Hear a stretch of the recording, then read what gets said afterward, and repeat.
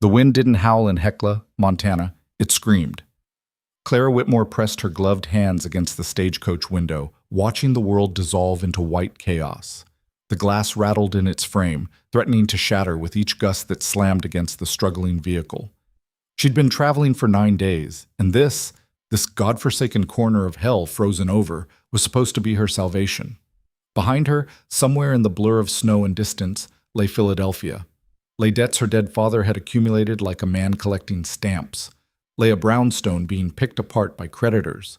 Lay Harold Pemberton, her father's former business partner, who'd made it abundantly clear that there were alternative arrangements she could make to settle what was owed. The memory of his hand on her waist made her stomach turn even now. "End of the line, miss." The driver's voice cut through her thoughts, muffled by the wind and the wool scarf wrapped around his face. "Town's just ahead, or what passes for one out here." Clara gathered her carpetbag, pitifully light, containing almost everything she owned now, and stepped down into knee-deep snow. The cold hit her like a physical blow, stealing her breath. Her traveling dress, sturdy wool that had seemed so practical in Philadelphia, might as well have been tissue paper. Heckla wasn't much to look at. A single muddy street lined with wooden buildings that leaned into the wind like drunkards. A general store. A saloon with broken shutters banging in the gale. What might have been a church, though the cross on top hung at an angle that suggested nobody'd bothered to fix it in months. Maybe years. And standing in the middle of it all, a man. Tall. That was Clara's first thought. Tall and still as a fence post, like the wind was just another detail he'd stopped noticing. He wore a heavy coat, dark against the white, and even from a distance she could see the glint of metal at his hip. The marshal's star. Had to be. Ethan Hale. The man she'd agreed to marry through an exchange of exactly 4 letters. The stagecoach pulled away behind her, the driver apparently unconcerned with niceties like introductions. Clara forced her legs to move, each step sinking into snow that hadn't been cleared because there was no point. Another storm would bury it again within hours.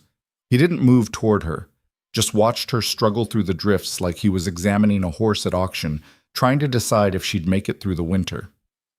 "Miss Whitmore." His voice was rough, unused to unnecessary words. Not unkind, but not warm either. Neutral as the gray sky overhead. "Marshal Hale." Clara stopped a few feet away, close enough to see his face now. Hard lines around his mouth, eyes the color of slate, just as unreadable. Maybe 40, maybe less. Hard-living aged people out here. A scar cut through his left eyebrow, pale against weathered skin. He wasn't handsome, not in the way the men back east tried to be with their pomaded hair and careful grooming, but there was something solid about him, something that suggested he'd still be standing when everything else had blown away. "You're smaller than I expected." Clara felt her spine straighten. "I assure you I'm fully grown." Something flickered in his eyes. Amusement, maybe, or irritation, hard to tell. Wasn't criticizing, just observing. Out here, size matters, strength matters. Winter doesn't care about your feelings. "I'm aware of that, Marshal. I didn't come here expecting sympathy." "Good." He turned, expecting her to follow. "Because you won't find much of it."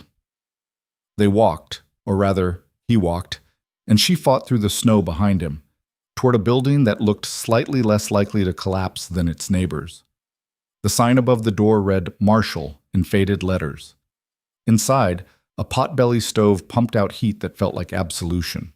Clara stood near it, letting the warmth seep into her frozen bones, while Ethan closed the door against the wind. "Storm's getting worse," he said, moving to the stove to add more wood. "Reverend Thompson was supposed to be here, but he won't make it through this. Won't let up until tomorrow, maybe the day after." Oh. Clara hadn't thought about the actual wedding ceremony. Hadn't let herself think about much beyond getting here, surviving the journey. "So we'll wait?" "We'll wait." He didn't look at her, just kept feeding the fire. "There's a room upstairs, small, but it's got a bed and a lock on the door. You'll stay there tonight." The lock.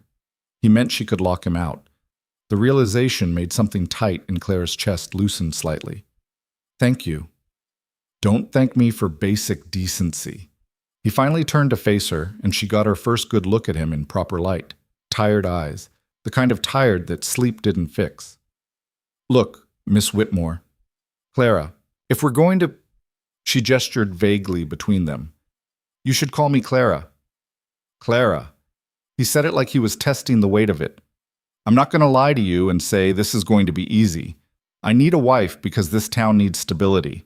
Needs to see their marshal has roots, isn't going to disappear when things get hard. And things get hard out here more often than not. I understand. Do you? He took a step closer, and Clara fought the urge to back away. Not because she was frightened, though maybe she should have been, but because backing away felt like giving ground, and she'd given enough ground in her life. Because I'm not talking about hard like missing afternoon tea or dealing with difficult servants. I'm talking about winters where the snow buries everything and people starve. Summers where the heat cracks the ground and the wells run dry. I'm talking about men who left their humanity somewhere east and think the frontier means they can do whatever they want. I didn't come here expecting comfort, Marshal Hale. I came here because I had nowhere else to go. The words came out sharper than she'd intended, but Clara didn't take them back.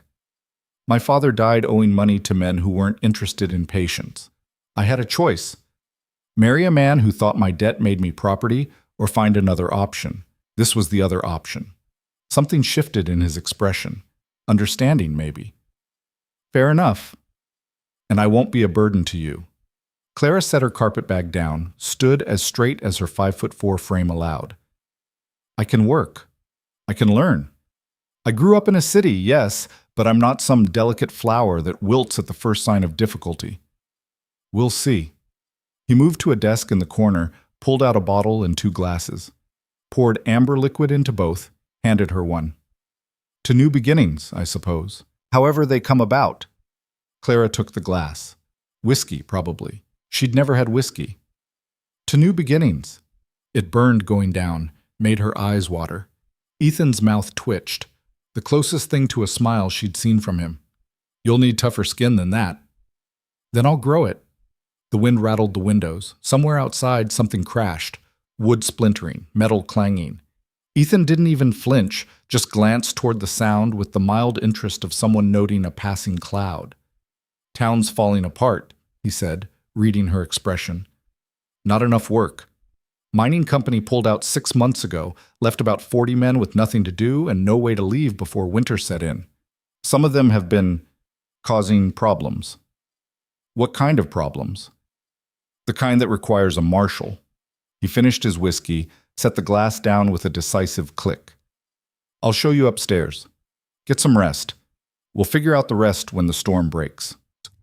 The room was small, like he'd said. A narrow bed, a washstand, a window that looked out onto the white chaos beyond.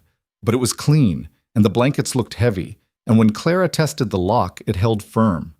She sat on the bed, still wearing her coat because the room was cold despite the stove downstairs, and finally let herself feel the weight of what she'd done. 9 days ago, she'd been Clara Whitmore of Philadelphia. Not wealthy, but respectable. A woman with prospects, however narrow they might have been. Now she was Clara Whitmore of Heckla, Montana. Soon to be Clara Hale. Wife to a stranger. Resident of a dying town in the middle of nowhere. She should have been terrified. Instead, she felt something else. Something that might have been relief, or might have been the first stirring of hope. Because whatever happened next, it was hers to face. Not her father's debts, not Harold Pemberton's expectations. Hers. The storm howled its approval. She must have slept, because when Clara opened her eyes, the quality of light through the window had changed. Still white, still snowing, but different somehow. Dawn, maybe, or whatever passed for it in a blizzard.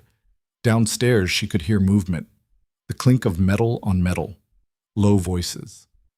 Clara splashed icy water from the washstand onto her face, tried to do something with her hair that had come loose during the journey. She'd worn it in a practical bun, but strands kept escaping, curling around her face. Finally, she gave up and headed downstairs. Ethan stood by the stove, cooking something in a cast-iron pan. The smell made Clara's stomach clench. She couldn't remember the last time she'd eaten. The stagecoach stops had offered food, but her nervous stomach had refused most of it.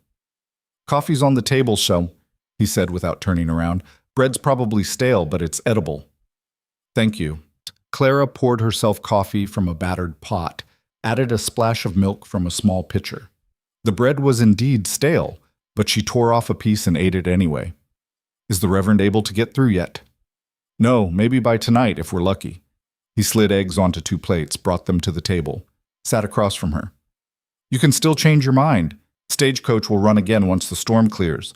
I'll pay your fare back to... No! Clara cut him off. I'm not going back. Not back to Philadelphia, I mean, but somewhere else. Denver's not too far, or Salt Lake City. Bigger towns, more opportunities for a woman on her own. A woman on her own. Clara set down her coffee cup, met his gaze directly. Let's be honest about what that means, Marshall. A woman on her own with no family, no money, and no prospects. I know what opportunities exist for women like that in cities. I'd rather take my chances here. He studied her for a long moment. You're not what I expected either. What did you expect? Someone more afraid, I suppose. Most people who come out here from back east, they spend the first month looking like scared rabbits. I'm afraid, Clara admitted.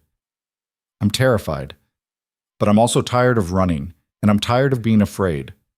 So I'm choosing to be afraid here, where at least it's honest fear about honest things. Weather and survival, not social ruin and debt collectors. Ethan almost smiled. Almost. Eat your eggs. You'll need your strength. They ate in silence, but it wasn't uncomfortable. Just 2 people sharing a meal while a blizzard tried to tear the world apart outside. Clara found herself studying him when she thought he wasn't looking. The way his hands moved, economical and certain. The way he listened to sounds she couldn't even distinguish. The creak of wood, the pattern of wind against different buildings.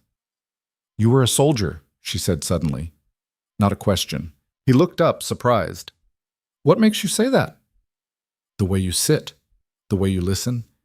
My father had a friend who'd been in the war. He had the same awareness, like he was always tracking every detail. Cavalry, Wyoming territory mostly, before the war ended. Then I stayed out here. He pushed his empty plate away.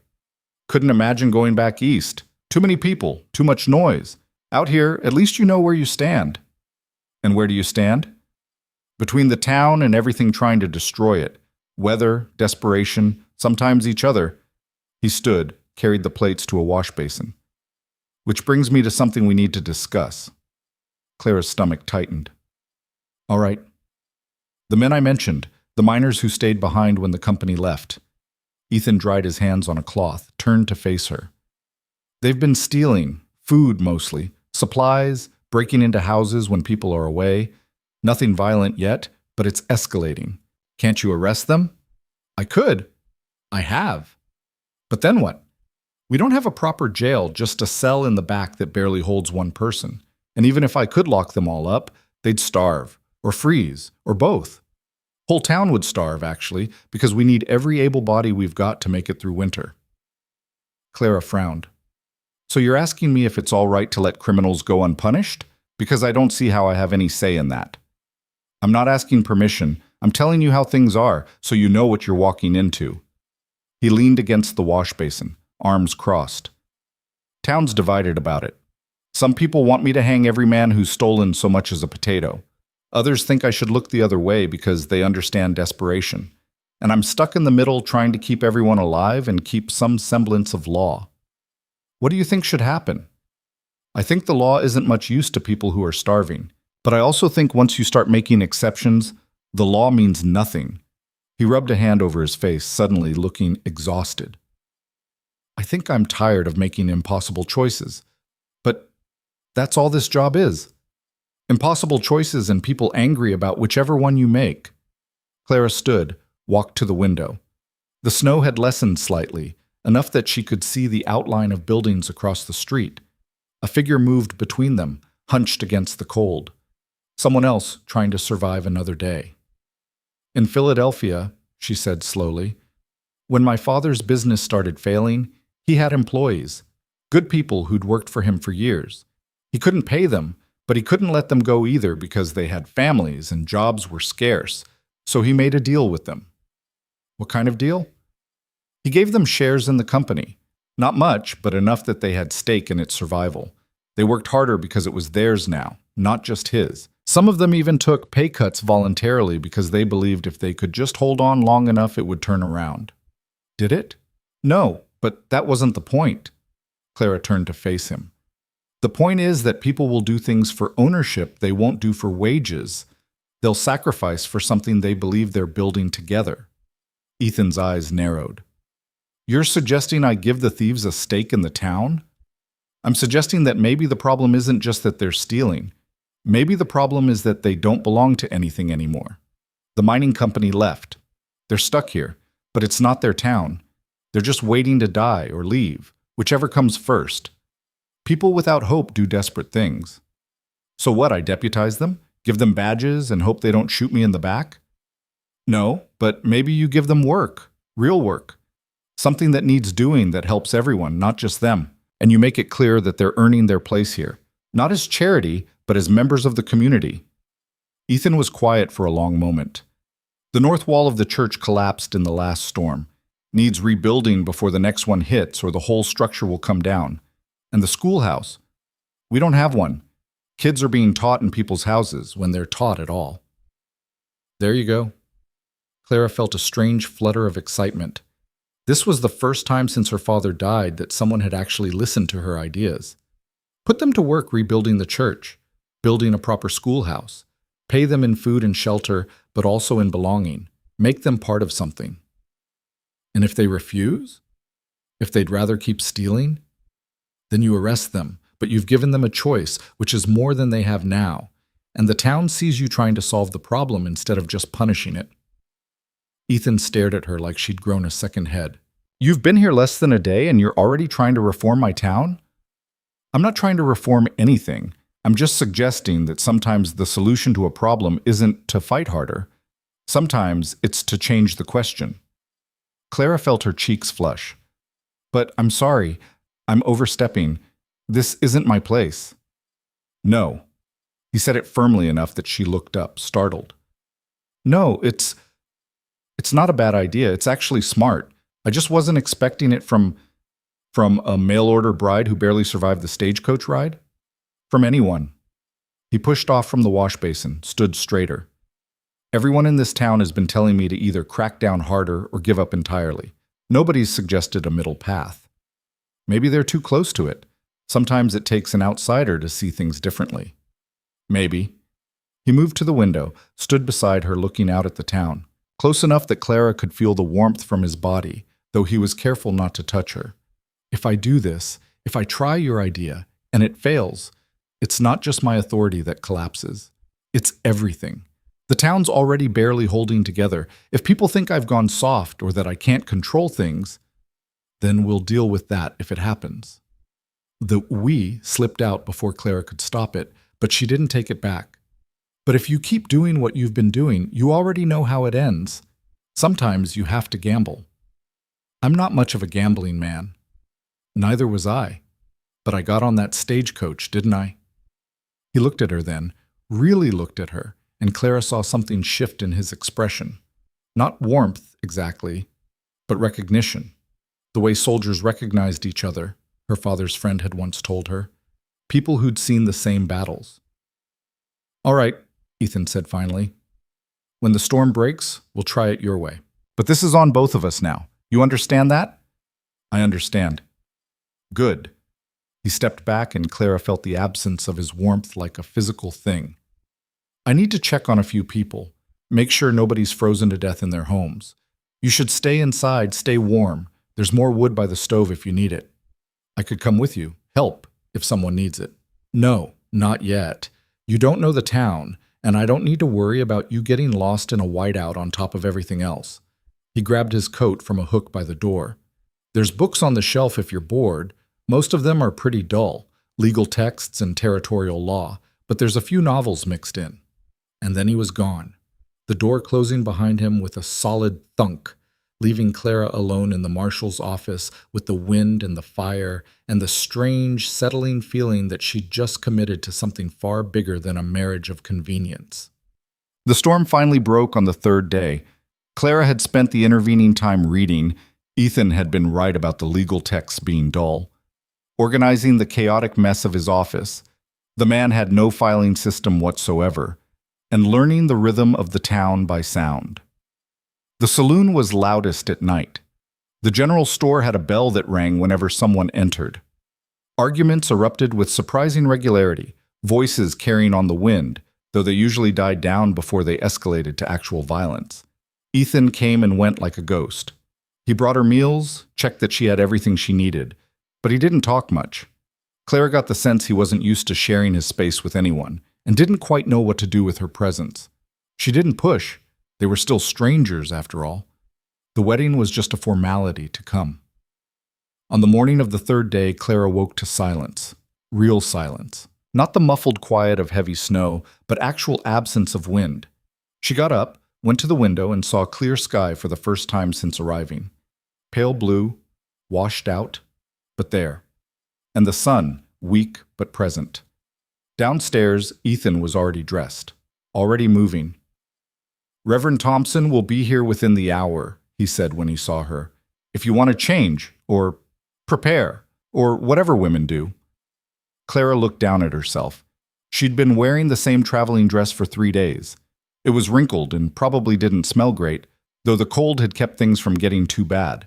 Her trunk, the one containing her few other dresses, was still at the stagecoach depot, assuming it had survived. "I'll make do," she said. "Right." Ethan looked uncomfortable. "I should tell you there'll be witnesses. The Reverend requires at least 2. I asked Martha Jenkins and her husband. They run the general store. Good people. They won't judge." "Judge what?" "The situation. Our situation." He cleared his throat. "Not everyone understands why a man would send for a bride instead of courting properly, and not everyone will be kind about it." "I don't need kindness. I need a future." Clara smoothed her dress as best she could. "Let them judge. I stopped caring what people thought when I watched creditors carry my mother's silver out the front door." Ethan almost smiled again, that almost smile that suggested he wasn't used to the expression. "You're tougher than you look." "I keep telling you that." Reverend Thompson arrived with Martha and Samuel Jenkins in tow. The Reverend was older than Clara expected, thin and weathered like everything else in this town. The Jenkinses were middle-aged, sturdy-looking, with the kind of faces that suggested they'd seen everything and weren't easily shocked. "Marshall," Reverend Thompson said, brushing snow from his coat. "Miss Whitmore, shall we proceed?" The ceremony was brief. Perfunctory, really. Clara had been to weddings back east, elaborate affairs with flowers and music and tears. This was nothing like that. This was a contract being formalized, witnessed, made legal. She said the word she was supposed to say. Ethan said his. The Reverend pronounced them married. And that was it. Clara was now Clara Hale. "Congratulations," Martha Jenkins said, and she sounded sincere. "I hope you'll both be very happy." "Thank you," Clara managed. Samuel shook Ethan's hand, clapped him on the shoulder. "About time you settled down, Marshall. Town needs to see you're here to stay." After they left, Clara and Ethan stood in the suddenly quiet office, married and alone. "So," Ethan said finally. "So," Clara echoed. "I should tell you, I'll keep sleeping down here. The upstairs room is yours. I don't expect that... this is a practical arrangement. I won't... I understand." Clara cut him off before he could make himself more uncomfortable. "Thank you for being clear about that." He nodded, looking relieved. "Right. Good. I need to go talk to the miners. About the work. Your idea. Do you want me to come?" "No. Better if I handle this alone first. If it goes badly..." He trailed off. "If it goes badly, we'll figure it out together," Clara said firmly. "That's how marriage works, isn't it? Even practical ones." Something flickered in his eyes. "I suppose it is." Us. Ethan didn't come back until well after dark. Clara had been pacing the office, jumping at every sound, imagining every terrible outcome. The miners refusing and starting a riot. Ethan getting hurt trying to maintain order, the whole town turning against them. When the door finally opened, she spun around, heart pounding. He looked tired, more tired than usual, which was saying something. But he wasn't bleeding, and he wasn't scowling, so that was something. "How did it go?" Clara asked. Ethan took off his coat, hung it carefully on its hook. moved to the stove and poured himself coffee from the pot that had probably been sitting there for hours. Drank it in silence while Clara waited, hands clenched in her skirt. They agreed, he said, finally. Clara felt her knees go weak with relief. They did? Most of them. A few pushed back, said they didn't need charity, but the rest shouted them down. Turns out they've been going a little crazy with nothing to do. Men who spend their lives working don't handle idleness well. He set down his cup. We start on the church tomorrow. I told them the terms. Work for food and shelter, same as everyone else is doing to survive the winter. No stealing, no fighting, no causing problems. They break the rules, they're out. And they understood? They understood. Whether they'll follow through is another question. He finally looked at her properly. This was your idea. If it falls apart, it's your name on it too. I know. You don't, not really, but you will. He rubbed his eyes. Samuel Jenkins offered us his daughter's old room. She married last spring, moved to Denver. Says it's bigger than what we've got here, and it's not right for a married couple to live in a marshal's office. Oh, Clara hadn't thought about that. Do you want to?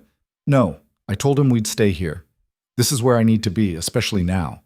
I need to be visible, available. Can't do that from a room above the general store. All right. They stood there, two married strangers in a small office, while the fire crackled and the town settled into uneasy sleep around them. Clara, Ethan said quietly. Yes? Thank you for the idea, for being willing to stake your reputation on it. We're married now. Your reputation is my reputation. Might as well try to make it a good one. He looked at her for a long moment, and Clara wondered what he saw. Probably still a city woman out of her depth. Probably still someone he wasn't sure would make it through the winter. But maybe, just maybe, something else too. Get some sleep, he said finally. Tomorrow's going to be long. Clara climbed the stairs to her room.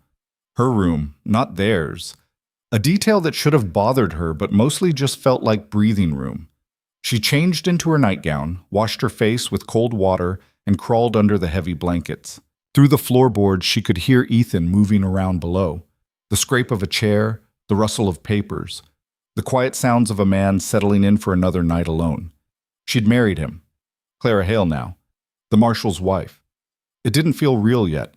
But tomorrow, when the miners started work on the church, when the whole town watched to see if the new marshal's wife had made a fool of herself or found a solution, tomorrow it would start to feel real. Tomorrow, Clara would find out if she'd gambled right. She fell asleep to the sound of wind returning, softer this time, like the land testing to see if they were ready for the next storm. The church work started with 43 men standing in knee-deep snow, staring at a collapsed wall and a pile of lumber that looked more rotten than useful. Clara watched from the window of the marshal's office, unable to stay away despite Ethan's suggestion that she keep her distance. This was her idea. If it failed, she needed to see it fail. Ethan stood in front of the men, shoulders squared, every inch the lawman. Claire could see his breath in the cold air as he spoke, though she couldn't hear the words from this distance. Whatever he said, it got them moving. Men dispersed, some toward the lumber pile, others starting to clear the collapsed wall. Within an hour, there was a rhythm to it. The ring of hammers, the rasp of saws. Shouts back and forth. Instructions, corrections, the occasional curse when someone dropped something or hit their thumb. It looked like work. Real work. The kind that built things instead of tearing them down. Clara let out a breath she hadn't realized she'd been holding. A knock at the door made her jump. She opened it to find Martha Jenkins, holding a basket covered with a cloth. "Mrs. Hale," Martha said, and Clara had to remind herself that was her now. "I brought you some bread, fresh this morning. Thought you might need something decent to eat, given the marshal's cooking." "That's very kind of you. Please, come in." Martha stepped inside, her sharp eyes taking in the organized office, the made bed Clara had folded up in the corner, the general air of someone trying to make a life in an impossible space. "You've been cleaning," she observed. "I needed something to do." Clara took the basket, set it on the table. The smell of fresh bread made her mouth water. "And the marshal's filing system needed work." Martha laughed. "That's one way to put it. Samuel says Ethan organizes by throwing everything in piles and hoping for the best." It's not quite that bad. There's some logic to it. You just have to know where to look. And you figured it out in 3 days? I had a lot of time to kill. Clara poured coffee, offered a cup to Martha, who accepted. Thank you for witnessing the ceremony. I know it must have seemed strange. Strange? Martha sat at the table, folded her hands around the warm cup. Honey, nothing's strange out here anymore. Half the marriages in this town started as arrangements. People do what they need to do to survive. Still nothing. Martha's gaze was direct but not unkind. You're here. You married him. You're already working on fixing the town's problems. That's more than most folks do their first week. I don't know if I'm fixing anything. I might be making things worse. You might be, but at least you're trying. That's what matters. Martha took a sip of coffee. The men working on the church? That was your idea? How did you Small town. Word spreads, especially when it's something interesting. Martha set down her cup. Some people are saying Ethan's gone soft, letting criminals work instead of hanging them. Claire's stomach sank. And what do you think? I think hanging starving men for stealing food is a good way to become the kind of place nobody wants to live. And I think your husband has been carrying the weight of this town alone for too long. If you can help him carry it, I don't care if the idea came from you or from the wind. It's a good idea. Thank you.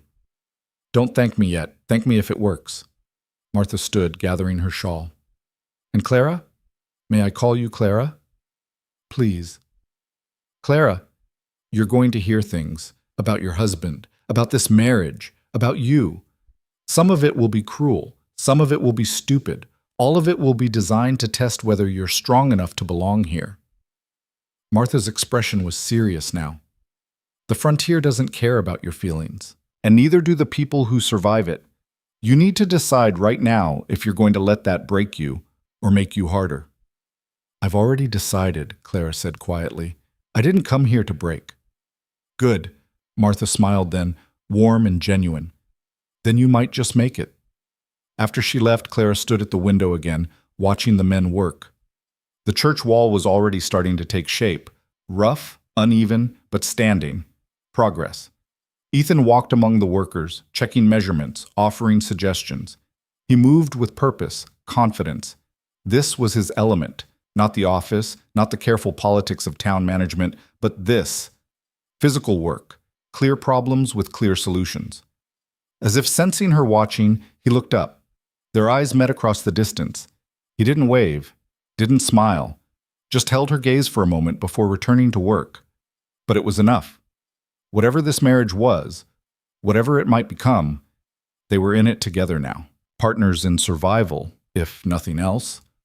Clara turned away from the window and picked up the bread Martha had brought, cut a thick slice, ate it slowly, savoring the simple goodness of it. Tomorrow, there would be more challenges, more tests, more reasons for people to doubt her, to doubt them both. But today, the church wall was rising. Today, that was enough. The work continued through the week.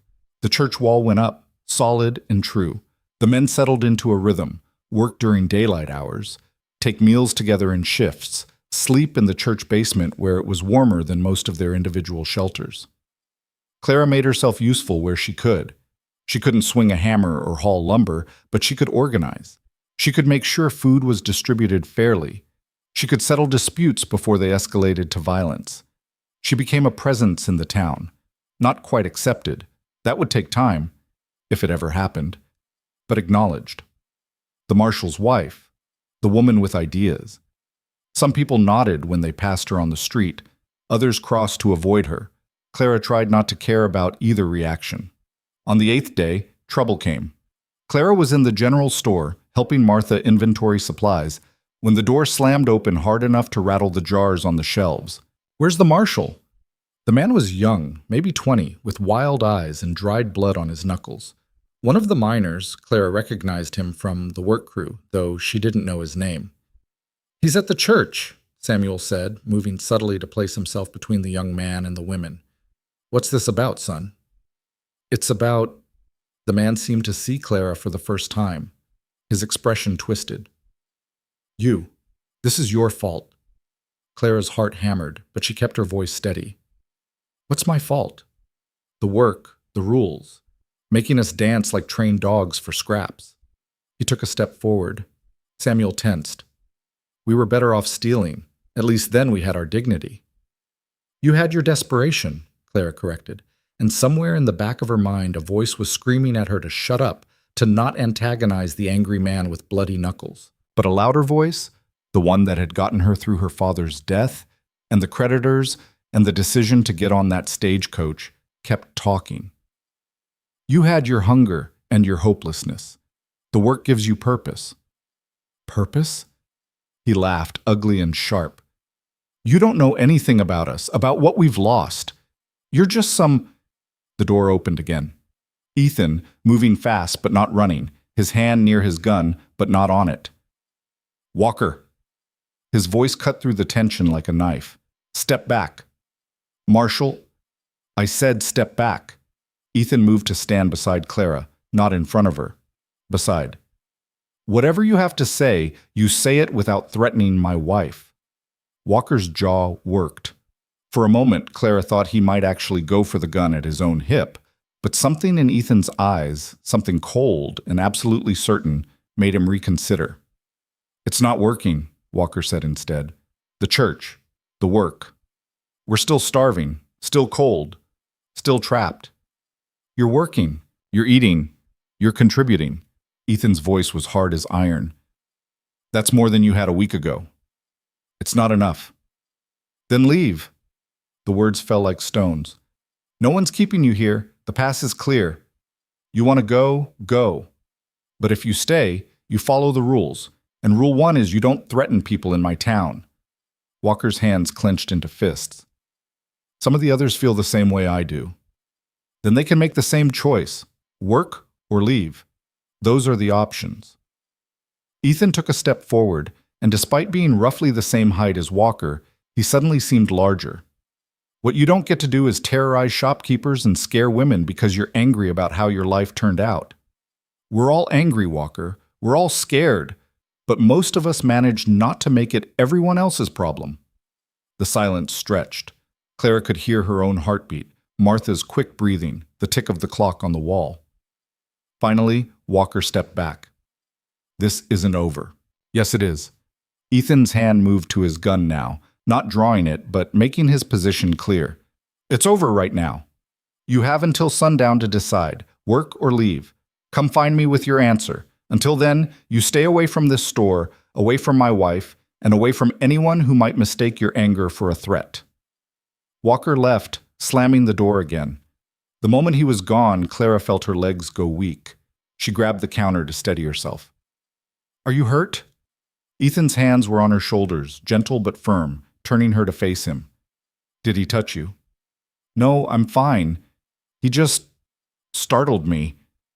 Samuel, Martha, you both all right? We're fine, Marshall, Samuel said. Thank you for coming when you did. Clara, Ethan's voice dropped lower, meant only for her. You need to be more careful. Walker's one of the angry ones. I should have warned you. I was helping Martha. I was perfectly safe. You were alone with an angry man who's got nothing to lose. That's not safe. That's never safe. His jaw was tight, and Clara realized he was actually frightened. For her. Promise me you'll be more careful. I promise. She put her hand over his, still on her shoulder. But Ethan, I can't hide in the office forever. If I'm going to live here, I need to be part of the town. I know, He stopped, seemed to struggle with something. I need to know you're safe. I can't do my job if I'm worried about you every moment. Then teach me. Teach me how to be safe here. What to watch for, how to handle people like Walker. Don't just lock me away and hope nothing happens. He stared at her, and Clara saw the moment he understood. She wasn't asking for protection. She was asking for partnership. All right, he said finally. All right, we'll start tonight. But first, I need to deal with Walker and anyone else who's having second thoughts about the arrangement. Sundown came with 3 men standing in the marshal's office, Walker and 2 others from the work crew. Clara stayed upstairs, but she could hear everything through the floorboards. We're leaving, Walker said. Come spring, first chance we get. We're gone. But until then, we'll work, same as the others. We'll follow the rules. Why the change of heart? Ethan's voice was neutral, giving nothing away. Because Tommy Briggs told us we were being idiots. A different voice, older, said you could have shot all of us weeks ago or locked us up and let us freeze. It said the only reason we're alive is because you're trying to do right by everyone, even the ones who don't deserve it. Tommy's smart. Tommy's practical. Walker again. We're not saying we like this. We're not saying we're grateful, but we're saying we'll honor the deal. Work for food and shelter. Stay out of trouble. Good. That's all I ask. A pause. And Walker, what you did today at the store won't happen again. I was angry. I'm still angry, but I won't take it out on innocent people. See that you don't. Because next time, there won't be a conversation. Next time, you're in the cell or on a horse out of town. Clear? Clear. After they left, Clara came downstairs. Ethan was standing by the window, watching the three men walk away into the darkness. You handled that well, Clara said. Did I? Or did I just delay the inevitable? He turned to face her. They're still angry, still desperate. I haven't solved anything. I've just bought time. Time is valuable. Time lets things settle. Let people adjust. Clara moved to stand beside him. My father used to say that half of business was just surviving long enough for things to turn around. And did they? Turn around? No, but he tried. That's worth something. Ethan was quiet for a moment. Then, I promised to teach you how to be safe here. We should start. They spent the next hour at the table, Ethan showing her the basics. How to read a room, watch for signs of aggression, how to position herself near exits, how to deflect without escalating, how to tell the difference between bluster and real threat. Walker was bluster, he said, angry but not truly dangerous. Not yet, anyway. You see the way he kept his hand away from his gun? That's a tell. If a man's serious about violence, his hand goes to his weapon. It's instinct. What about men who don't carry guns? Then you watch their stance, their weight. Are they balanced to move fast, or are they just talking? He demonstrated, shifting his weight. Feel the difference? Clara tried to mirror his stance, feeling awkward and obvious. I feel ridiculous. You look ridiculous. But he said it without cruelty, almost with fondness. But you'll learn. Survival isn't natural. It's practiced. They worked until Clara's head was swimming with information. Watch the hands. Know your exits. Never corner someone. Never let yourself be cornered. Trust your instincts. If something feels wrong, it probably is. Enough for tonight, Ethan finally said. You're exhausted. I'm fine. You're swaying on your feet. Go to bed, Clara. We'll continue tomorrow. She wanted to argue, but he was right. The adrenaline from the encounter with Walker had long since faded, leaving her drained and shaky. Ethan? Yes? Thank you for teaching me instead of just protecting me. He looked at her with those slate-gray eyes, and something in his expression softened. You're my wife. Even if this marriage is practical, even if we're strangers, you're still mine to protect. But you're right. Protection without preparation just makes you dependent. I don't want you dependent. I want you capable. Because capable people survive? Because you deserve to be more than just someone who survives. He said it simply, like it was obvious. You're smart, Clara. You've got good instincts. You figured out the solution to the mining problem faster than I did. I'd be a fool to waste that by keeping you locked away like some fragile thing. Clara felt her throat tighten unexpectedly. That might be the nicest thing anyone's ever said to me. Then people back east were idiots. He turned away, suddenly uncomfortable again. Get some sleep. Tomorrow the Schoolhouse Foundation gets started. They'll need organizing. Clara climbed the stairs, her mind too full for sleep despite her exhaustion. She lay in bed listening to Ethan move around below and thought about the strange shape her life had taken. 3 weeks ago, she'd been Clara Whitmore of Philadelphia, desperate and alone.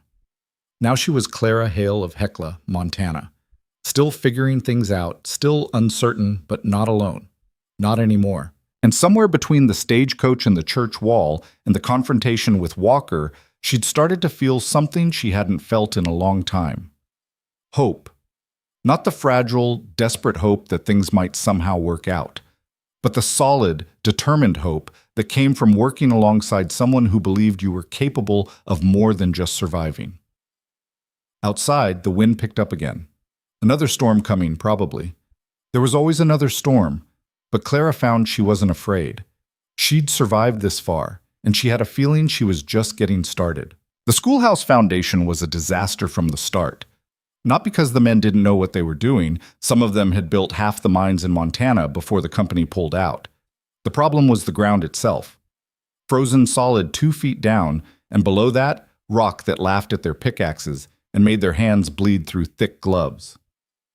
Clara stood at the edge of the work site, wrapped in a coat Martha had loaned her because her own wasn't nearly heavy enough for Montana winters, and watched grown men curse at dirt that refused to cooperate. "We're going to need dynamite," one of them called out to Ethan. His name was Tommy Briggs, the same one who'd apparently talked sense into Walker and the others.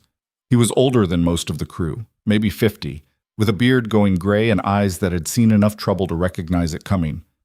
"Or we wait until spring when the ground thaws." "We don't have until spring," Ethan said. "Kids need somewhere to learn before winter really sets in." "Then we need dynamite, or a miracle. I'm fresh out of miracles, so dynamite it is."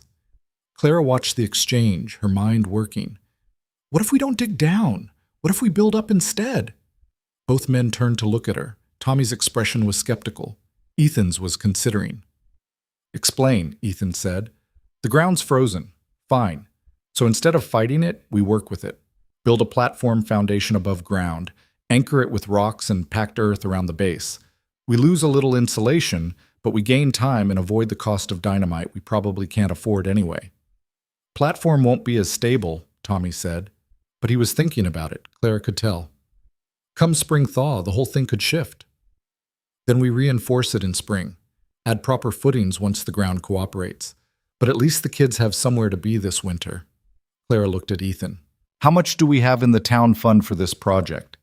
"Not enough for dynamite, that's certain." He rubbed his jaw. That gesture Clara was starting to recognize meant he was actually listening. "How do you know about platform foundations?" "My father built a summer house once on rocky ground near the coast. Same principle.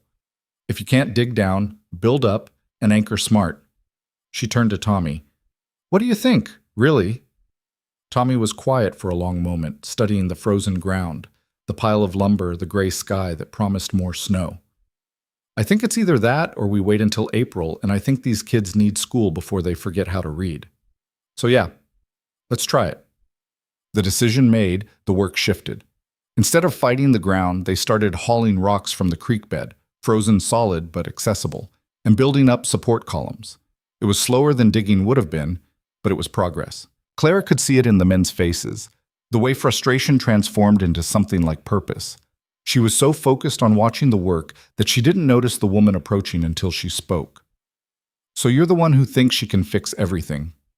Clara turned to find a woman about her own age, maybe a few years younger, with dark hair pulled back severely, and an expression that suggested she'd been disappointed by the world and had stopped being surprised about it.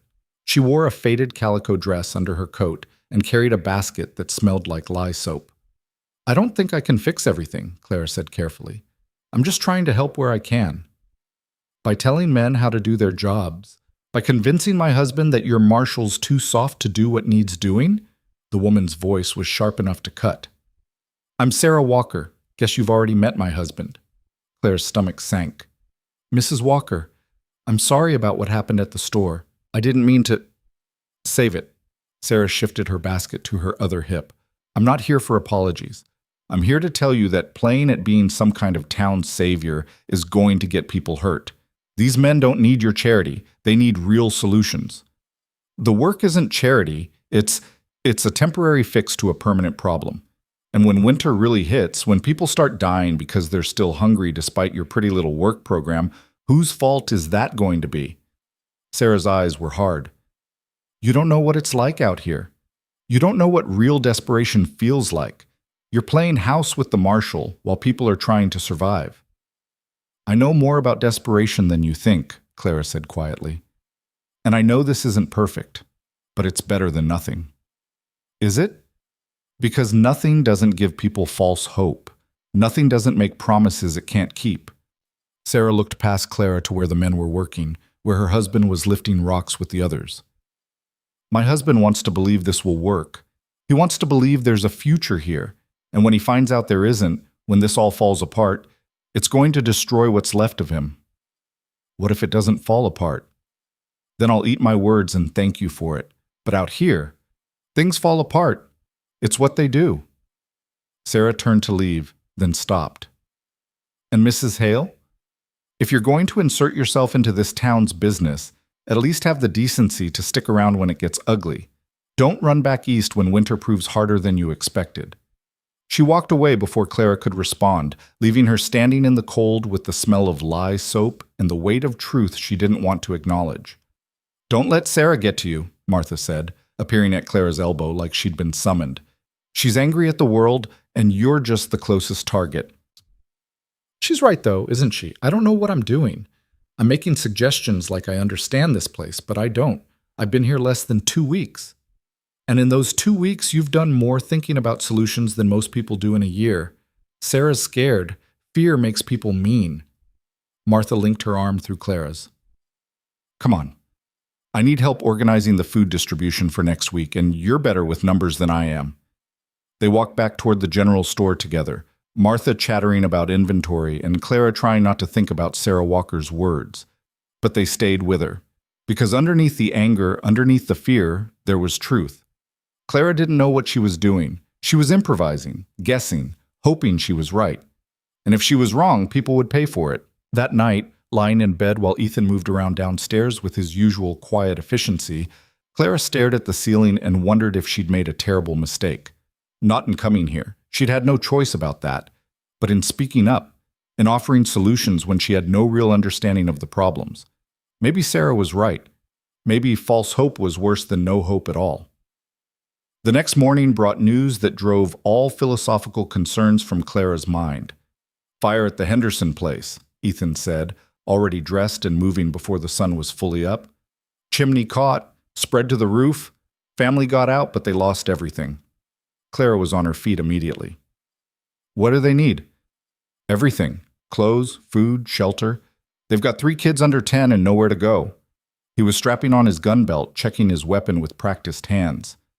I need to get over there, assess the damage, see if we can salvage anything. I'm coming with you. Clara. I'm coming with you, she repeated, already pulling on the coat Martha had loaned her. If they need help, I can help. You said yourself I should be part of this town. Well, this is part of it. He looked at her for a long moment, then nodded. Stay close, and if I tell you to do something, you do it immediately. Understood? Understood. The Henderson place was on the edge of town, a small cabin that had probably been modest even before the fire. Now it was a smoking ruin. The roof collapsed inward, the walls blackened and unstable. The family stood in the yard, wrapped in blankets someone had brought, staring at what remained of their home with the blank expression of people still in shock. Anna Henderson was young, maybe 25, with 3 children clinging to her skirts. Her husband Tom stood slightly apart, his face smudged with soot, his hands wrapped in cloth that was seeping red. Tom tried to save some things, Anna said when Ethan approached. Her voice was steady, but her hands shook. Went back in after we got the kids out. Got our winter stores, some clothes. Then the roof came down. Let me see your hands, Ethan said gently. Tom held them out. The cloth came away sticky, revealing burns that made Clara's stomach turn. Not terrible. She'd seen worse when her father's business partner had been injured in a factory accident, but bad enough. We need to get these cleaned and wrapped properly, Clara said, forcing her voice to stay calm. And we need somewhere warm for the children. They're freezing. They can come to the store, Martha said. Clara hadn't even heard her arrive, but suddenly she was there, along with Samuel and half a dozen other townspeople. We've got the back room. It's not much, but it's warm and dry. I'll take them, Anna said. Tom, you go with the marshal. Get your hands seen to. But Tom shook his head. I need to see what we can save. Need to... He looked at the ruins of his home, and something in his face cracked. We lost everything. 5 years building this place, building a life, and it's gone. Just gone. You've got your family, Ethan said quietly. That's not nothing. It's not enough. Tom's voice broke. How do we start over? We've got no money, no resources, winter's coming, and we've got nowhere to live. The crowd had grown. More townspeople gathering, drawn by smoke or gossip, or the human instinct to witness disaster. Clara could feel their attention, their judgment. This was a test, not just for Tom and Anna Henderson, but for the whole community. How they responded would say everything about what kind of town this was. You'll stay with us, someone said. Clara turned to see an older couple, the Mitchells. She thought Martha had mentioned them. We've got the room since our sons moved on. Not much, but it's warm. And we'll take up a collection, Martha added. Get you some supplies to start over. The men working on the schoolhouse can help rebuild, Tommy Briggs said. He'd followed them from the work site. We've got the skills and the time. Might as well put it to good use. Clara watched the offers pile up, watched the Henderson family's faces shift from despair to something like hope, and felt her throat tighten. This was what community looked like. Not perfect, not without friction, but showing up when it mattered. We'll get through this, Ethan said, his hand on Tom's shoulder. But first, let's get those hands treated before they get infected. Clara, can you help? They ended up in the marshal's office because it was closest and warmest. Tom sat at the table while Clara carefully cleaned his burns with water from the kettle Ethan kept on the stove. She'd done this before, tended her father's injuries when he'd worked himself too hard, when the stress had manifested in carelessness and cuts and burns from his pipe. This is going to hurt, she warned before applying the salve Martha had provided. Tom gritted his teeth but didn't make a sound as Clara worked. Ethan watched from across the room, ready to help if needed, but letting Clara handle it. Thank you, Tom said when she was finished bandaging. Both of you, for everything. Don't thank us yet, Ethan said. Rebuilding's going to be hard work, harder than you think. Everything out here is harder than I think, Tom said with a weak smile. But we knew that coming in, just sometimes you forget how hard until it hits you in the face. Or burns down your house, Clara said, trying for lightness. Or that. Tom looked at his bandaged hands. Your wife's got steady hands, Marshall, and a good touch. Medical training? No, just experience. Clara cleaned up the supplies, tried not to think about all the times she'd patched up her father's pride along with his injuries. You should rest those hands for a few days. Let them start healing before you try to use them. Can't rest. Too much to do. Then you'll make them worse and be useless for weeks instead of days, Ethan said flatly. Listen to her. She knows what she's talking about. After Tom left to rejoin his family, Clara and Ethan were alone in the office. The fire crackled. Outside, the sound of hammering resumed as men went back to work on the schoolhouse foundation. You did well, Ethan said. I cleaned and bandaged some burns. It's not exactly heroic. You stayed calm. You knew what to do. That's more than most people manage their first crisis. He poured coffee, offered her a cup. And before, at the work site, the platform foundation idea. Tommy says it'll work. Tommy was being kind. It might work, or it might collapse in the spring. But it's a chance, which is better than no chance. Ethan sat across from her, cradling his own cup. You're good at this. Seeing solutions where other people just see problems. Or I'm good at convincing people my guesses are plans. Clara wrapped her hands around the warm cup. Sarah Walker thinks I'm giving people false hope. Maybe she's right. Sarah Walker is angry at a world that's been cruel to her. Don't mistake her fear for wisdom. He took a sip of coffee.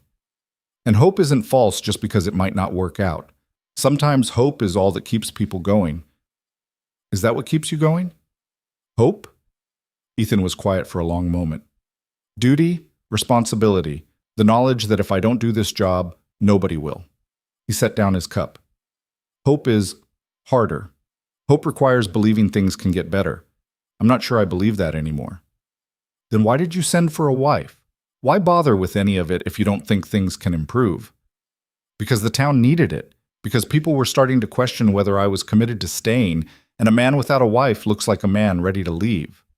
He met her eyes. I told you from the start, Clara. This was practical. I needed you for appearance's sake. Right. Clara felt something twist in her chest. Stupid to feel disappointed. He'd been honest from the beginning. This was a business arrangement. Well, I hope I'm serving that purpose adequately. That's not... He stopped, seemed to struggle with something. You're doing more than I expected, more than I had any right to ask for, and I don't want you to think I'm not grateful. I don't need gratitude. I need to know I'm not making things worse by being here. You're not. He said it with absolute certainty.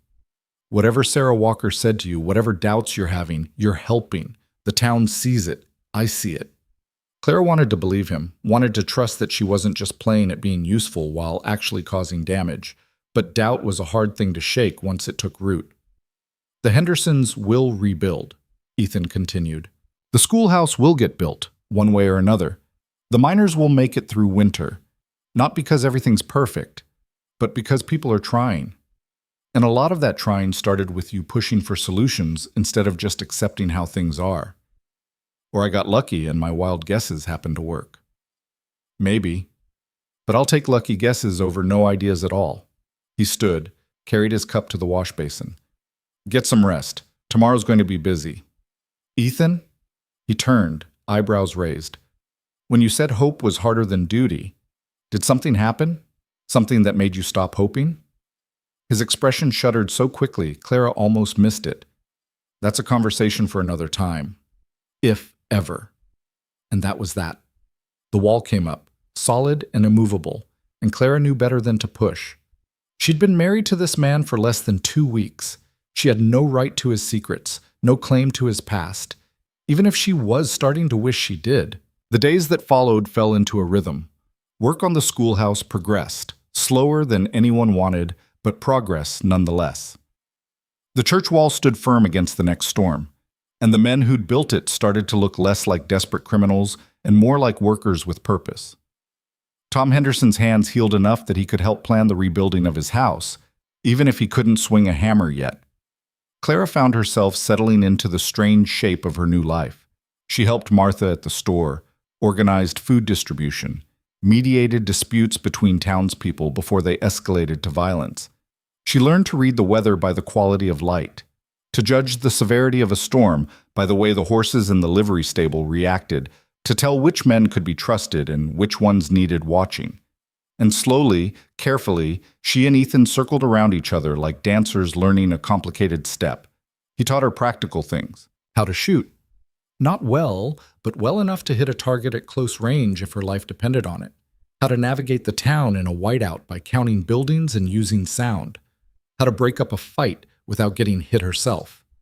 How to read the subtle signs that separated drunk and harmless from drunk and dangerous.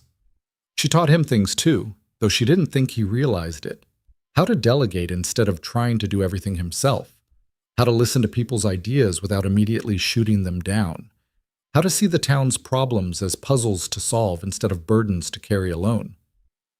They didn't talk about personal things, didn't share their pasts or their fears, but they worked together with increasing efficiency, and sometimes in the evening when they both sat at the table reviewing the day, Clara would catch him watching her with an expression she couldn't quite read.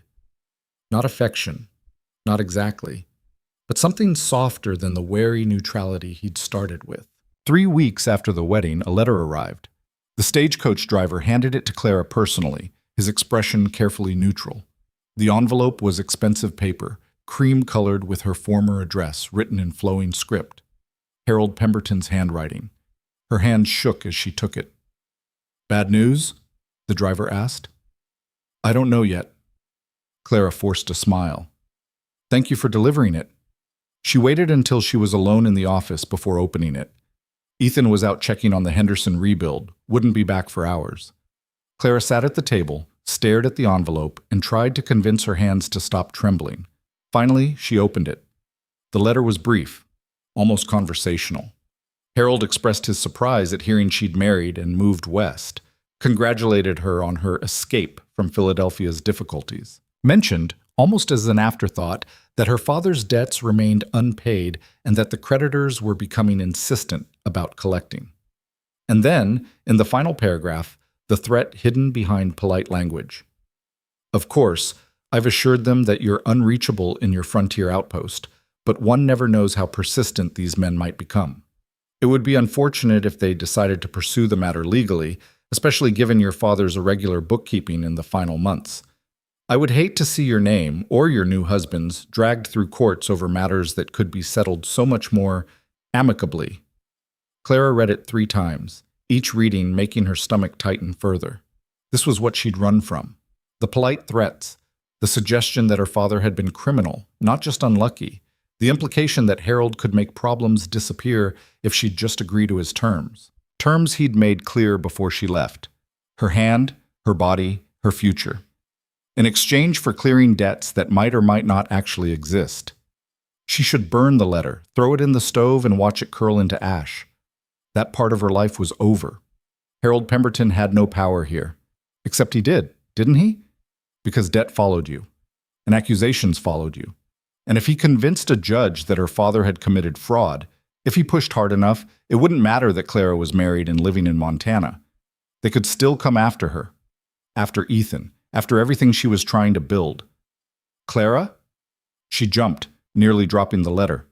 Ethan stood in the doorway, snow on his shoulders, his expression concerned.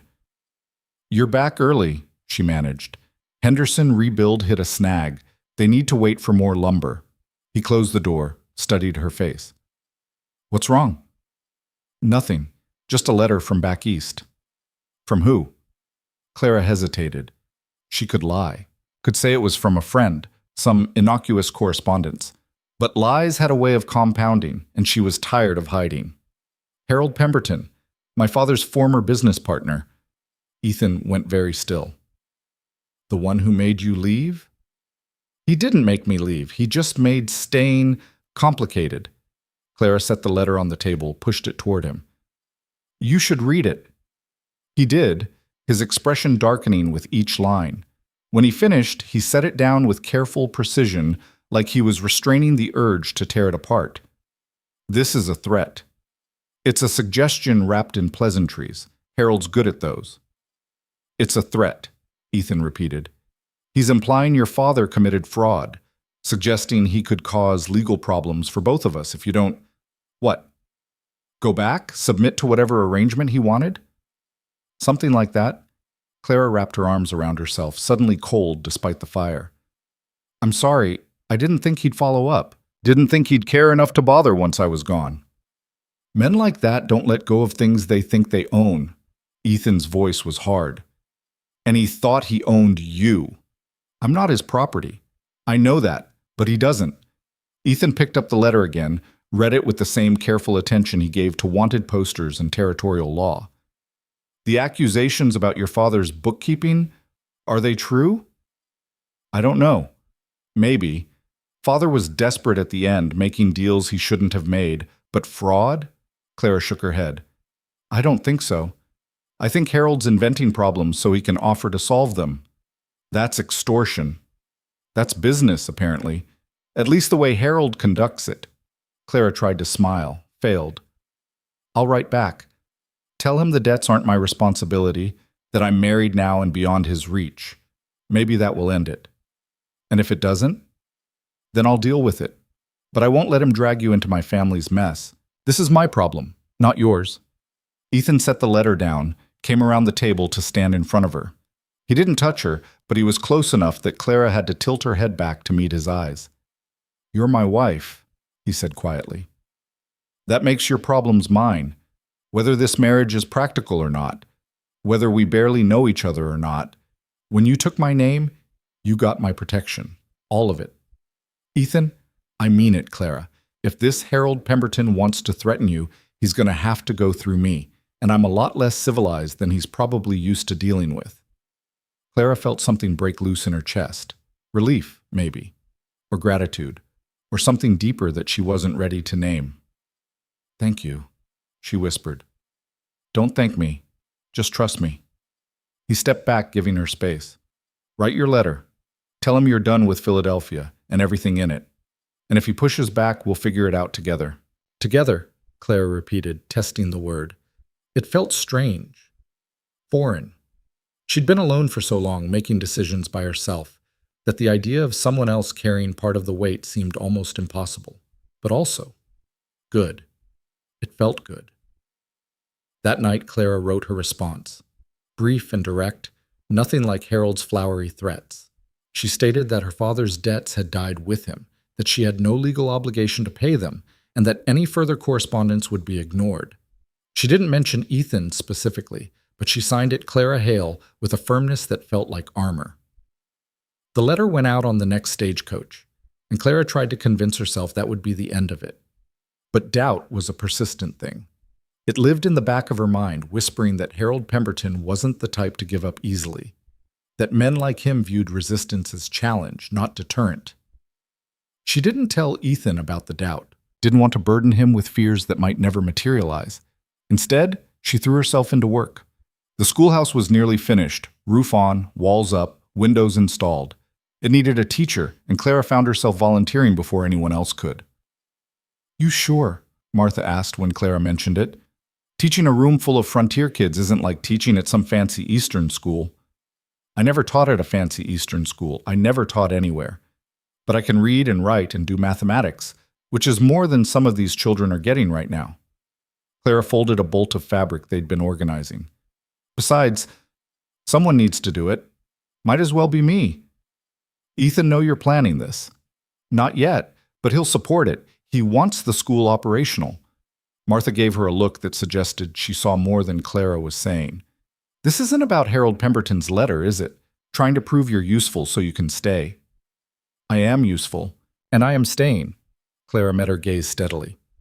"But yes, maybe part of it is wanting to establish myself as more than just the marshal's convenient wife.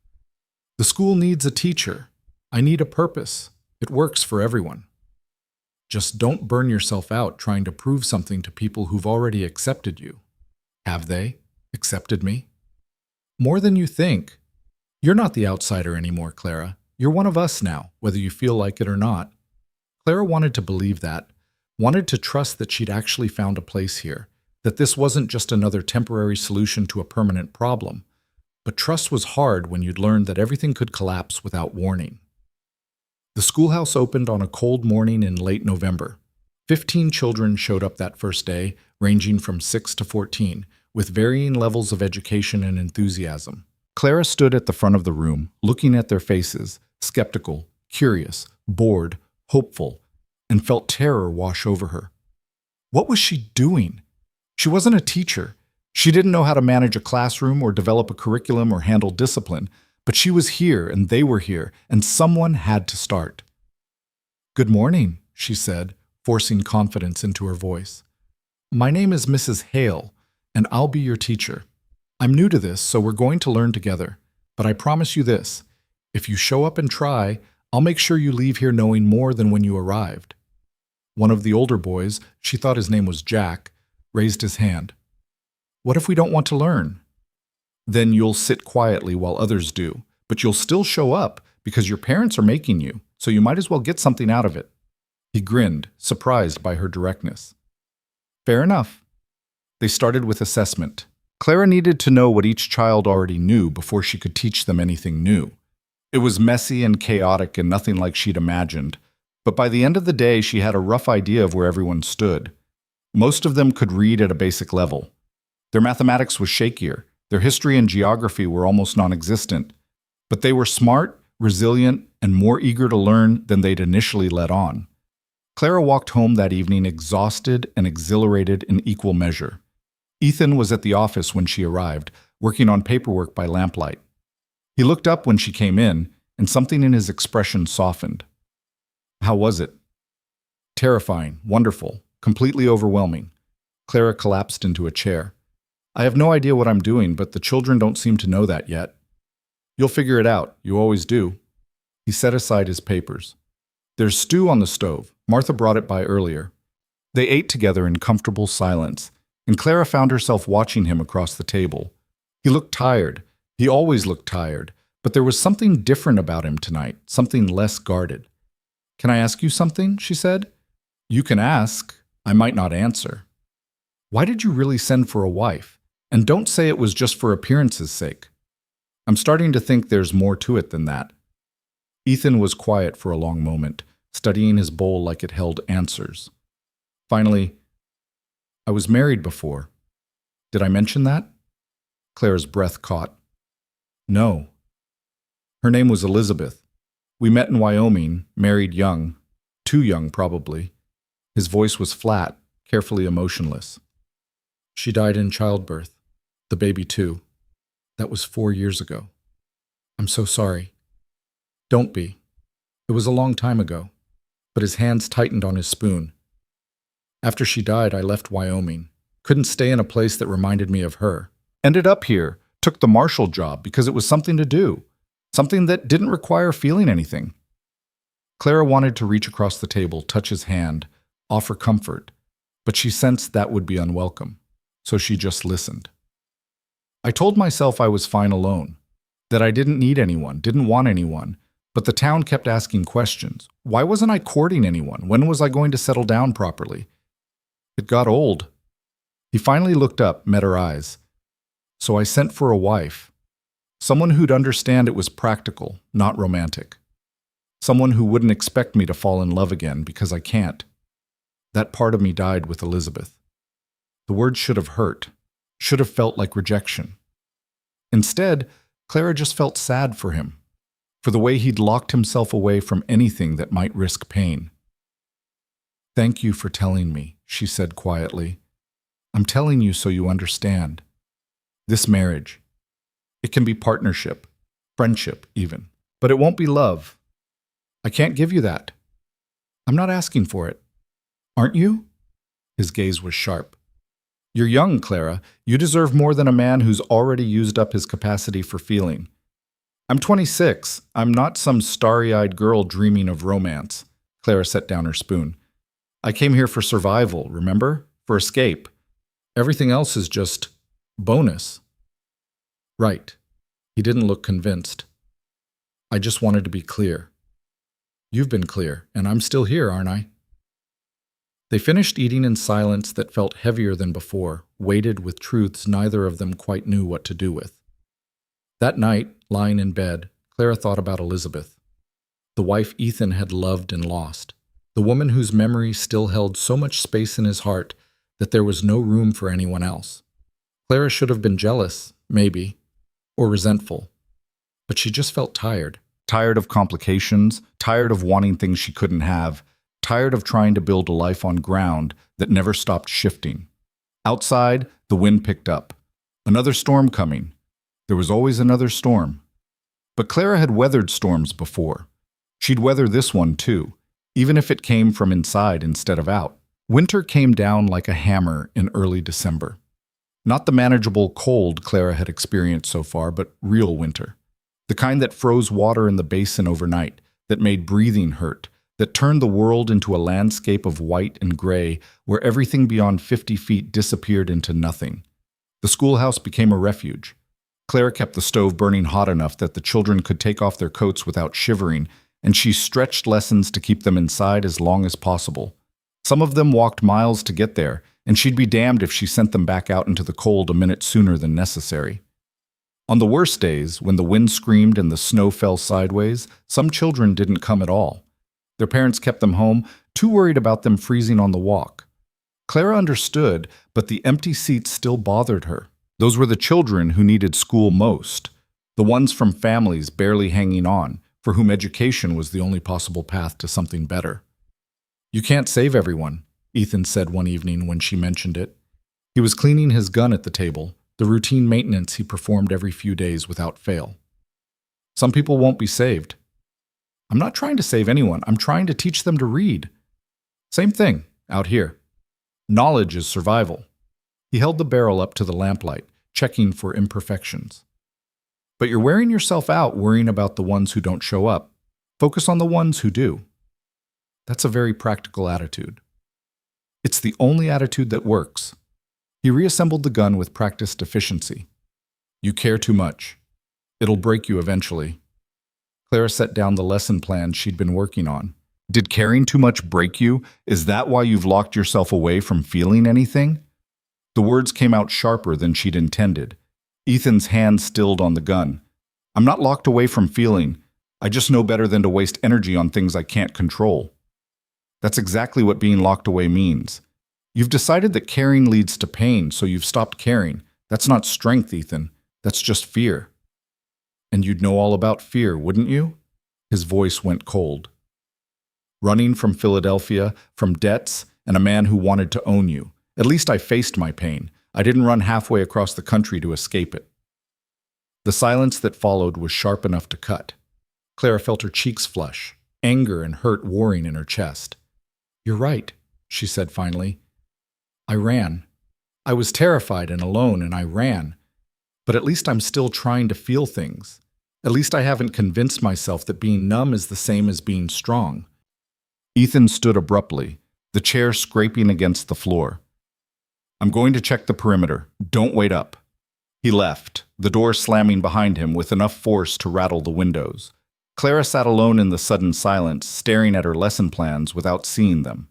They'd been doing so well, building something that almost felt like friendship, like partnership, and she'd ruined it by pushing too hard, by trying to crack open walls that had been built for good reason. She should apologize, should wait for him to come back and find some way to take back the words that had clearly wounded. But Clara was tired of apologizing for telling the truth. Ethan didn't come back that night. Or if he did, it was late enough that Clara was already asleep. In the morning, he was gone again, and there was a note on the table in his careful handwriting. "Trouble at the Western Claims will be back when it's handled." No signature, no indication of when he'd return. Just duty, pulling him away from the uncomfortable conversation they'd been having. Clara crumpled the note and threw it in the stove. The days that followed were strange. Clara went through her routines, teaching, helping at the store, mediating disputes, but everything felt off balance, like she was walking on ice that might crack at any moment. Martha noticed, of course. "You and the marshal have a fight?" "Something like that." "Want to talk about it?" "Not particularly." Clara reorganized a shelf of canned goods that didn't need reorganizing. "How long does he usually stay away when there's trouble at the claims?" "Depends on the trouble. Could be a day, could be a week." Martha studied her with sharp eyes. "He does this sometimes. Disappears into work when things get complicated." "Complicated meaning what?" "Meaning feelings. Ethan's not good with those. Never has been, but after Elizabeth died he got worse, just shuts down and runs." Clara set down the can she'd been holding. "Did you know her? Elizabeth?" "Met her once, years ago, before she and Ethan moved to Wyoming." "Sweet girl. Young. She loved him something fierce. You could see it in the way she looked at him." Martha's expression was sad. "When she died, it nearly destroyed him. He blamed himself, even though there was nothing he could have done. Childbirth out here is dangerous. We all know the risks.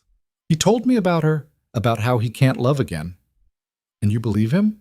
"Why wouldn't I? He's been perfectly clear about what this marriage is and isn't." Martha laughed, not unkindly. "Honey, men say all kinds of things to protect themselves. Doesn't mean those things are true. I've seen the way he looks at you when you're not paying attention. That's not a man who's incapable of feeling. It's not love either. Maybe not yet, but it's something. And something is more than he's allowed himself in 4 years. Martha put a hand on Clara's shoulder. "Give him time, and don't let him push you away just because he's scared." Clara wanted to believe her. Wanted to think that what they'd been building might actually become something real, but Ethan's words kept echoing. "It won't be love. I can't give you that." He'd been so certain, so absolute, and Clara had accepted it, had told herself she didn't need love anyway. But maybe Martha was right. Maybe she'd been lying to herself. Ethan came back 5 days later, looking exhausted and dirty and about 10 years older than when he'd left. He walked into the office while Clara was grading papers at the table, and for a moment they just looked at each other. "Dispute settled," he said finally. 2 miners thought they had claim to the same vein. Turned out neither of them did. It was on public land. Had to enforce the filing properly before someone got shot over it. "I'm glad you're back safe." "Clara, you don't have to apologize. You were right. I did run from Philadelphia, and I shouldn't have pushed you about Elizabeth." She set down her pen, forced herself to meet his eyes. "I'm sorry." "Stop." He crossed to the table, sat down heavily in the chair across from her. "You weren't wrong about me being afraid, about locking myself away." He rubbed his face with both hands. "I spent 5 days riding through snow and sleeping rough, and all I could think about was that fight. About the things you said. Ethan, let me finish. He lowered his hands, and his eyes were clearer than she'd seen them. You were right. After Elizabeth died, I convinced myself that caring was weakness. That if I just didn't let myself feel anything, I couldn't be hurt again. And it worked, for a while. But then you showed up, and you're so damn determined to fix everything and care about everyone, and it's... He trailed off, searching for words. Annoying? Clara offered weakly. Terrifying. He said it quietly. Because I'm starting to care again, and I don't know how to do that without it destroying me. Clara's heart was beating so hard she could feel it in her throat. I'm not asking you to love me, Ethan. I know you can't. Don't tell me what I can't do. There was heat in his voice now, but not anger, something else. I don't know what this is between us. I don't know if it's love or just proximity and necessity, but it's something, and I'm tired of pretending it's nothing. So what do we do? I don't know. He reached across the table, hesitated, then took her hand. His palm was rough, calloused, warm. But maybe we stop trying to define it and just see where it goes. Clara looked down at their joined hands. It was such a simple gesture, but it felt monumental. A crack in the walls he'd built so carefully. I can do that, she said. They sat like that for a long moment, hands linked across the table, neither of them quite sure what came next, but both willing to find out. The moment broke when someone pounded on the door. Ethan released her hand and stood, instantly alert. Who is it? Tommy Briggs, Marshal? We got a problem. Ethan opened the door to find Tommy and two other men from the work crew, all of them looking grim. What kind of problem? The sick kind. Doc says it might be influenza. Hit 3 families so far, spreading fast. Tommy's weathered face was tight with worry. We need to quarantine them, but nobody wants to be locked in their houses to die. And if we don't stop it now, half the town could be dead by Christmas. Clara felt ice form in her stomach. She'd seen influenza tear through Philadelphia neighborhoods, seen entire families wiped out in a matter of weeks.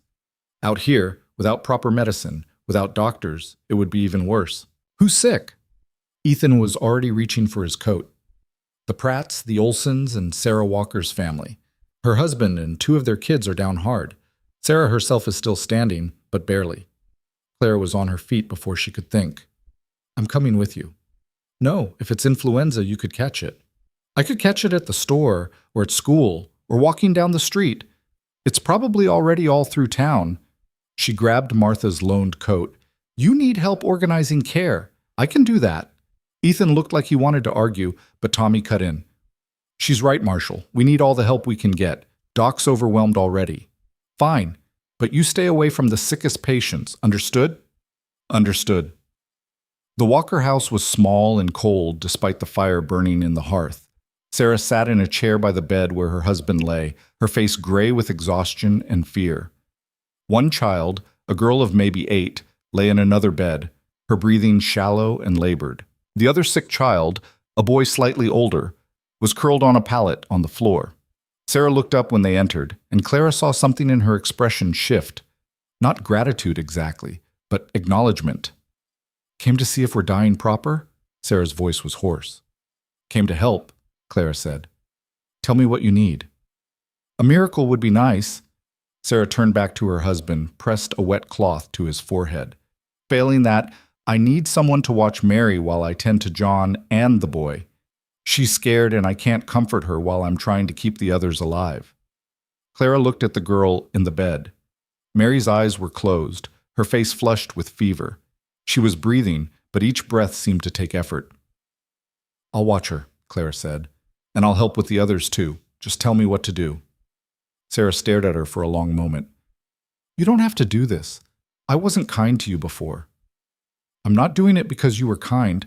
I'm doing it because it needs doing. Clara moved to Mary's bedside, touched the girl's forehead. Burning hot. Do you have willow bark? Anything to bring down the fever? Used the last of it yesterday. Doc's supposed to bring more, but he's busy with the Pratts. I'll get some from Martha's store. Ethan, can you... I'll get it. He was already heading for the door. Tommy, organize shifts. We need people to help with all 3 families, but we rotate so nobody gets too exhausted. and keep the healthy members of each household isolated. Last thing we need is more people getting sick." He left, and Clara set to work. She'd never nursed influenza patients before, but she'd helped tend her father through pneumonia once.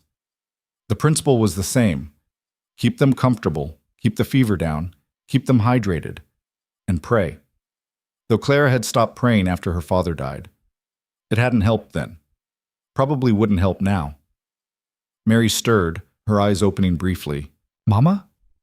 "Your mama's right here," Clara said softly. "I'm Mrs. Hale. I'm going to help take care of you, all right?" "Am I going to die?" The question asked in such a small voice nearly broke Clara's heart. "Not if I have anything to say about it." "Promise?" Clara wanted to promise. Wanted to give this scared child the certainty she deserved, but she'd learned the hard way that some promises couldn't be kept. "I promise I'll do everything I can," she said instead. "That's the best I can offer." Mary seemed to accept that. Her eyes drifted closed again, and Clara went back to the work of trying to save a life she'd only just met.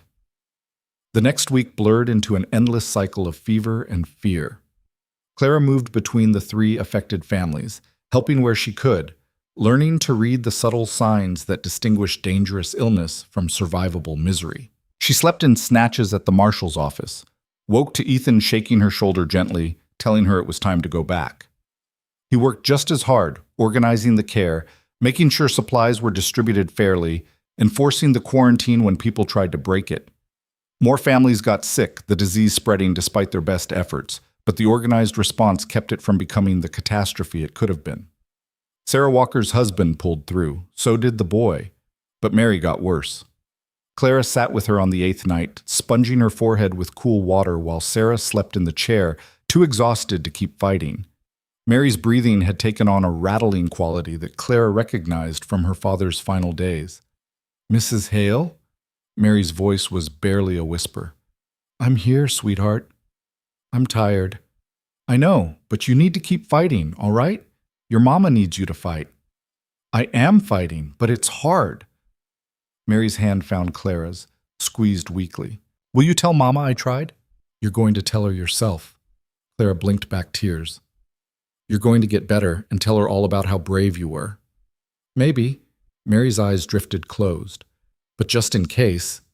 She fell silent, and for a terrifying moment Clara thought she'd stopped breathing entirely. But no. There it was, shallow and labored, but still there. Clara held her hand and waited for morning. Dawn came gray and cold. Sarah woke, saw Clara still sitting with Mary, and something in her face crumpled. "She's still alive," Clara said quickly. "But barely. We need the doctor." "Doc's with the Pratts. Their baby took a turn last night." Sarah moved to her daughter's bedside, took her other hand. "I was cruel to you when you first came, said terrible things. You were scared and angry. I understood." "No, I was jealous." Sarah stroked Mary's hair with gentle fingers. "You came here and immediately started trying to fix things. Started making a difference. And I've been here for 3 years and all I've done is survive. Watching my children go hungry, watching my husband lose hope.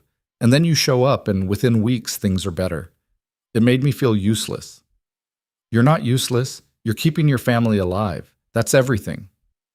"Is it?" Sarah looked at her daughter, and tears finally spilled over. "Because I can't keep her alive, can I? All my fighting and she's still dying." "She's not dead yet." Clara squeezed Mary's hand. "And I'm not leaving until she's better or—" She couldn't finish that sentence. "I'm not leaving." They sat together through the day, two women who'd started as something like enemies, united by the fragile life between them. Ethan came by with food they didn't eat, with updates on the other families they barely heard. Tommy brought more willow bark. Martha brought blankets. And slowly, impossibly, Mary's breathing began to ease.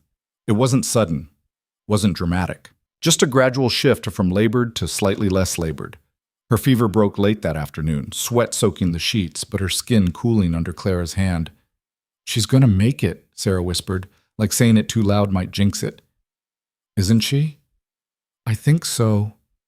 Clara felt exhaustion hit her all at once, her body finally admitting how much the past week had taken.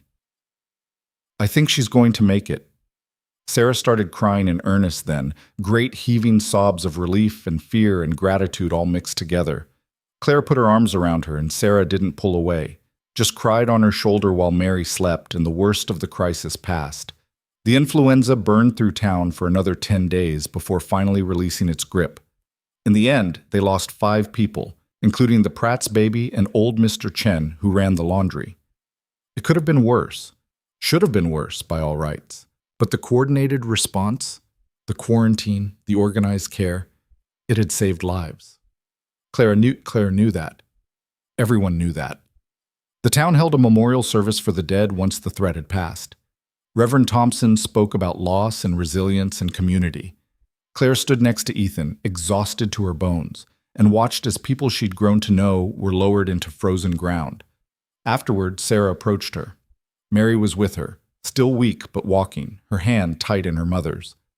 "I wanted to thank you," Sarah said, "for staying, for not giving up on her." "You don't need to thank me." "Yes, I do, and I wanted to apologize for what I said when you first arrived, about false hope and not belonging." Sarah's voice was steady. "I was wrong. You do belong here, maybe more than most of us." Clara didn't know what to say to that. Thankfully, Mary saved her. "Mrs. Hale, when school starts again, can I sit in front so I can see the board better?" "You can sit wherever you want, sweetheart." Clara knelt to Mary's level. "But school won't start for another week. You need to rest and get your strength back first." "I'm strong. Mama says I'm the strongest person she knows." "Your mama's right." Clara looked up at Sarah, saw understanding pass between them.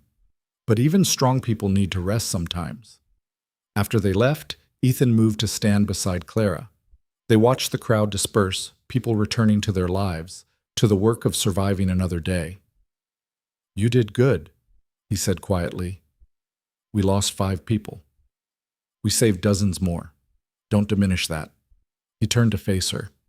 "You could have stayed safe, could have avoided the sick houses, avoided the risk, but you didn't. Neither did you. It's my job. It's not yours." "Maybe it is now." Clara looked at the town spread out before them, rough and hard and beautiful in its own way. "Maybe this is exactly my job. Teaching the children, helping the sick, being part of this place. Maybe that's what I'm supposed to do. And what about Harold Pemberton? What about Philadelphia and all the things you left behind?" Clara had almost forgotten about Harold's letter in the chaos of the epidemic. "I left them behind. Past tense. They don't matter anymore." "You sure about that?" "I'm sure that whatever happens, I'm not going back. This is my home now, for better or worse." Ethan was quiet for a moment. Then he did something unexpected. He took her hand right there where anyone could see and threaded his fingers through hers. "Good," he said, "because I don't want you to leave." It wasn't a declaration of love, wasn't poetry or romance, just a simple statement of fact from a man who'd spent years avoiding facts that might hurt. But for Clara, it was enough. They walked back to the office hand in hand, and for the first time since arriving in Heckla, Clara felt like she might actually be building something that would last. The school reopened 2 weeks later. Attendance was down. Some families had lost children to the epidemic. Others were keeping their kids home out of lingering fear. But the ones who came were eager, grateful to return to routine. Clara found her rhythm again, teaching by day, helping Ethan with town business in the evenings, falling into bed exhausted but satisfied. They still slept separately, still maintained the boundaries of their practical marriage.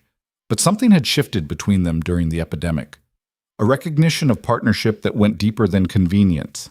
They worked together now with an ease that surprised them both. Ethan asked her opinion on town matters. Clara deferred to his judgment on law enforcement. They argued sometimes. Clara wasn't shy about disagreeing, but the arguments were productive. 2 minds working a problem instead of one. Martha watched it all with knowing eyes. "You 2 are getting domestic," she observed one afternoon while Clara helped inventory supplies. "We're married. That's generally how it works. You know what I mean? You're building a life together, a real one, not just a practical arrangement." Maybe. Clara didn't want to examine it too closely. Didn't want to risk naming it and having it dissolve like morning frost. "We're finding our way." "You're falling in love." "Martha, I'm not wrong. And before you tell me Ethan said he can't love again, consider that maybe he was lying, to himself as much as to you. Martha's expression was gentle. People say all kinds of things to protect their hearts. Doesn't make those things true.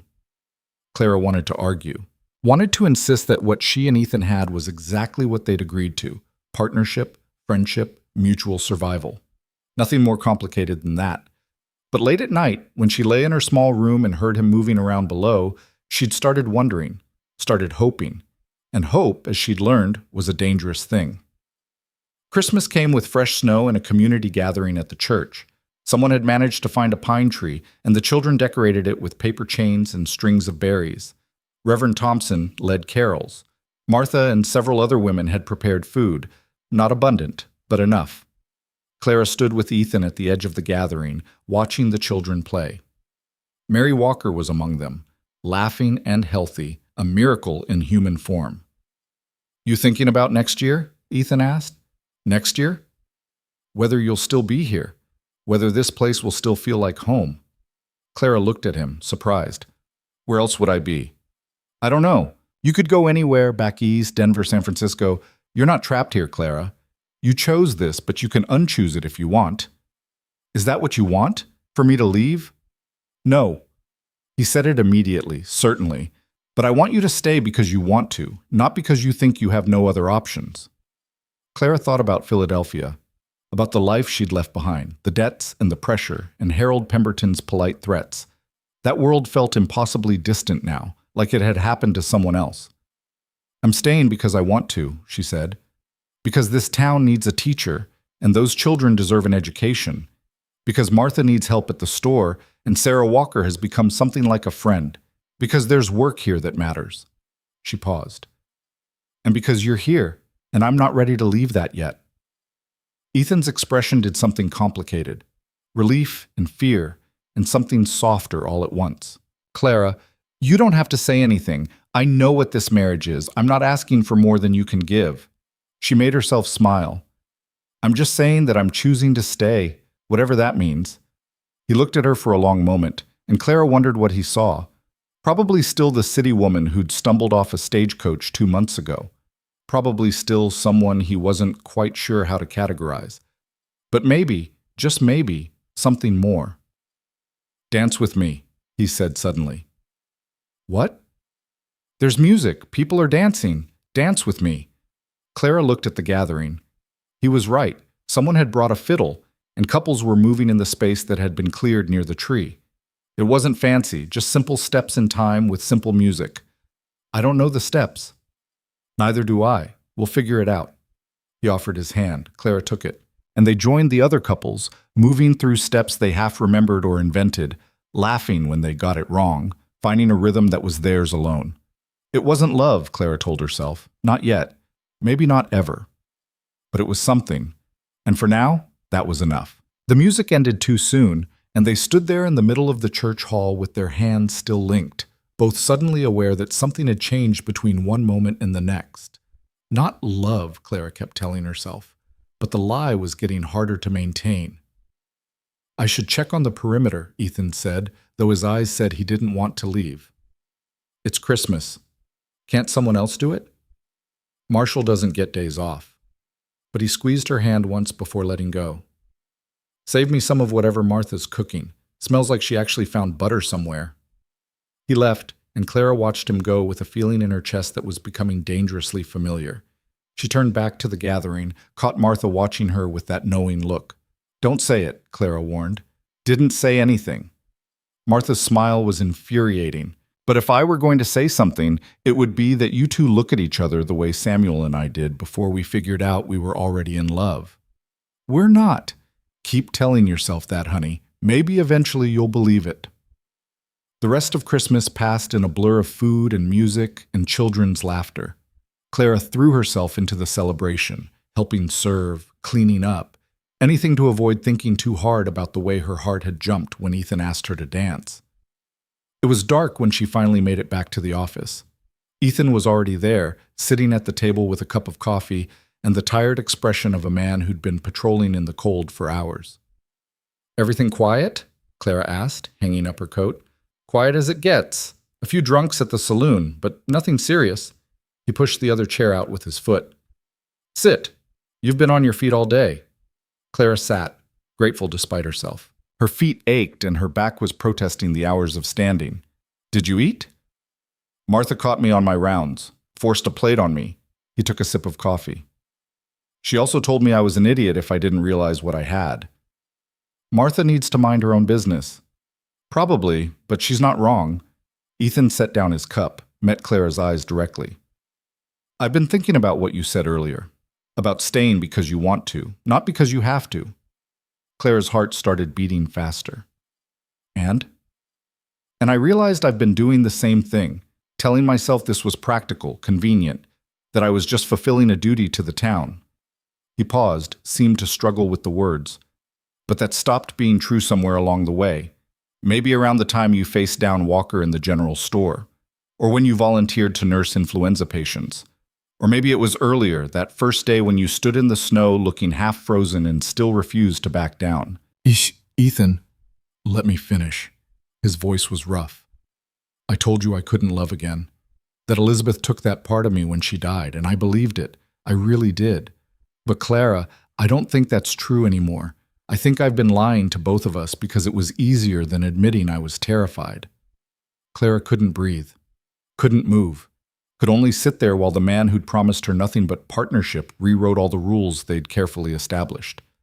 You don't have to say anything, he continued. I'm not asking for promises or declarations.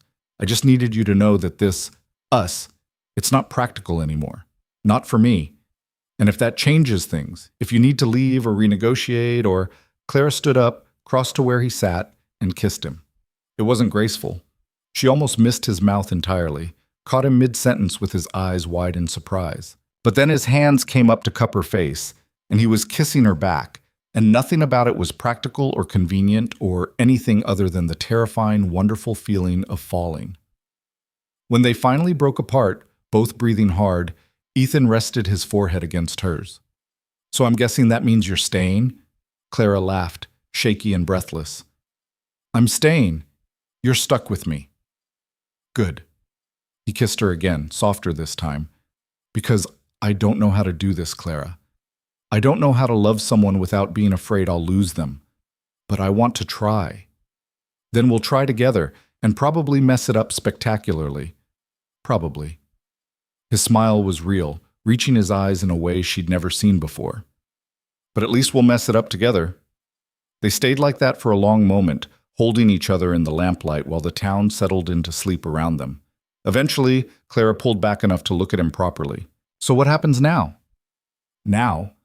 Ethan stood, pulled her to her feet. Now I walk you upstairs like a gentleman and we figure out the rest tomorrow. You could stay, Clara said, her cheeks flushing. Upstairs, I mean. We are married.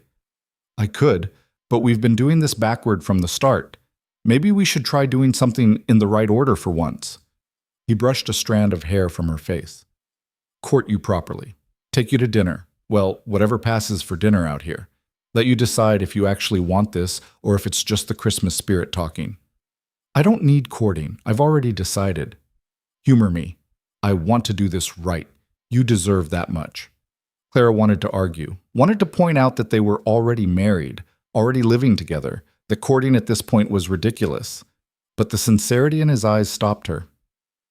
1 week, she said. You get 1 week to court me properly. After that, we stop pretending we're not already in this together. Deal. He kissed her forehead, gentle and sweet. Merry Christmas, Clara. Merry Christmas, Ethan.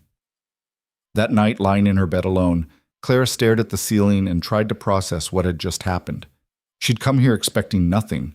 A marriage of convenience, a place to hide from her past, survival, and nothing more. Instead, she'd found something she hadn't even known she was looking for. She'd found home. And against all odds, she'd found love. The thought should have terrified her. Instead, it just made her smile.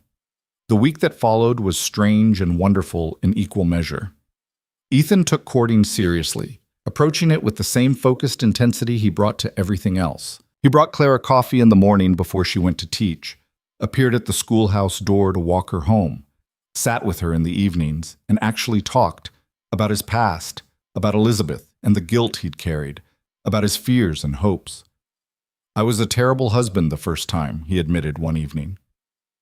They were sitting by the fire, close enough that their shoulders touched.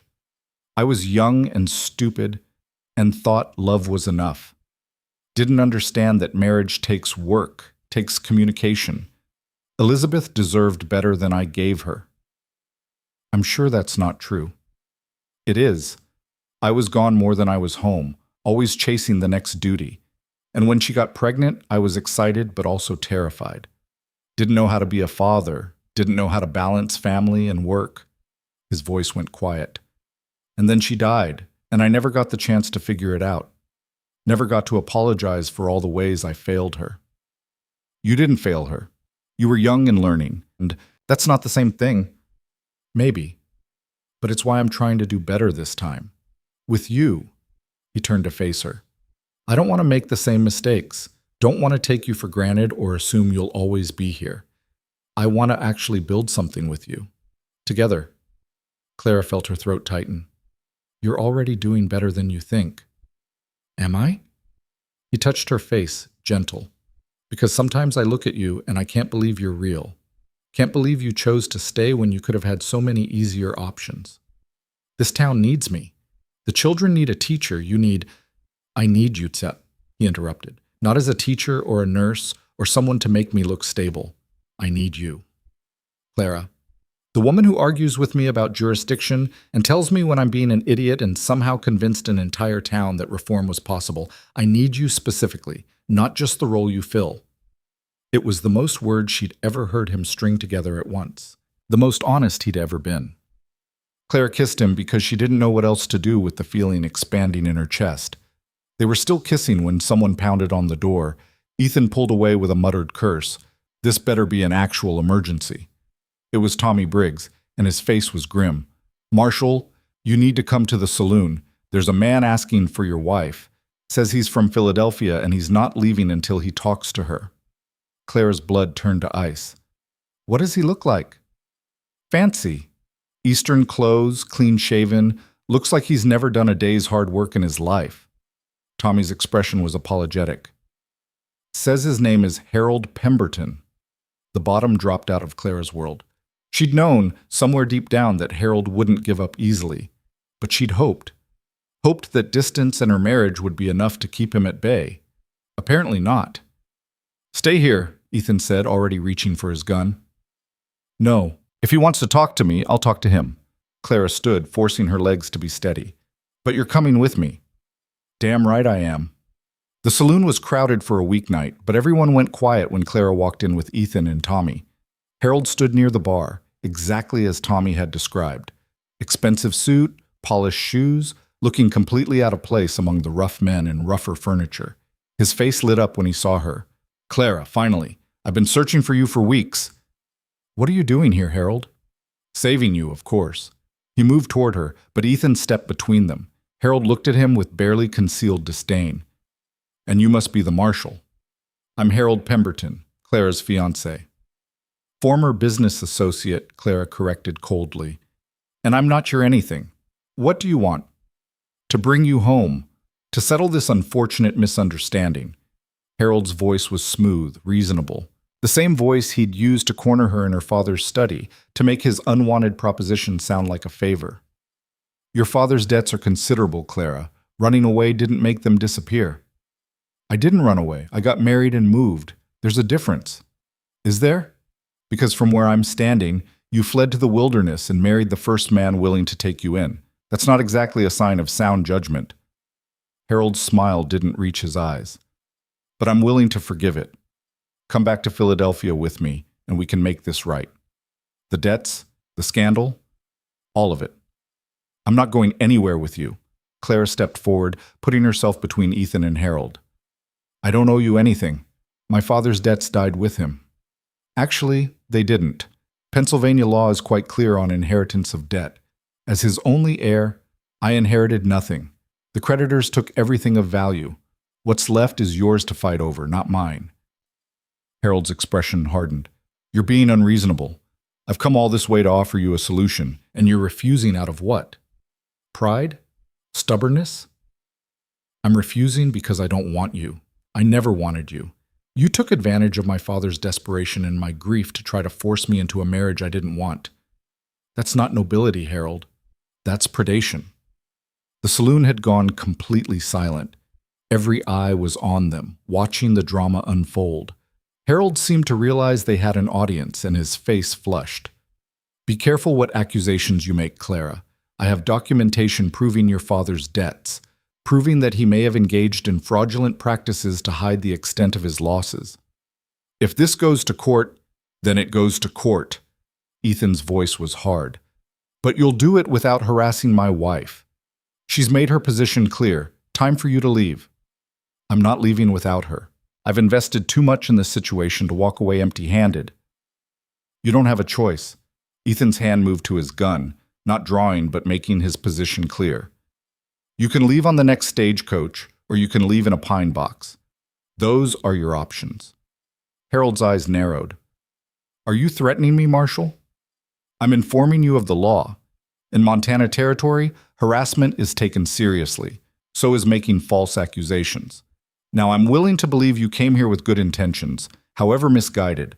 But those intentions don't give you the right to threaten or intimidate anyone in my town. So you're going to apologize to my wife, get on that stagecoach, and go back to wherever you came from. And if I refuse, then I arrest you for disturbing the peace, and you spend the next few nights in a cell that's not heated and doesn't have a proper privy. Your choice."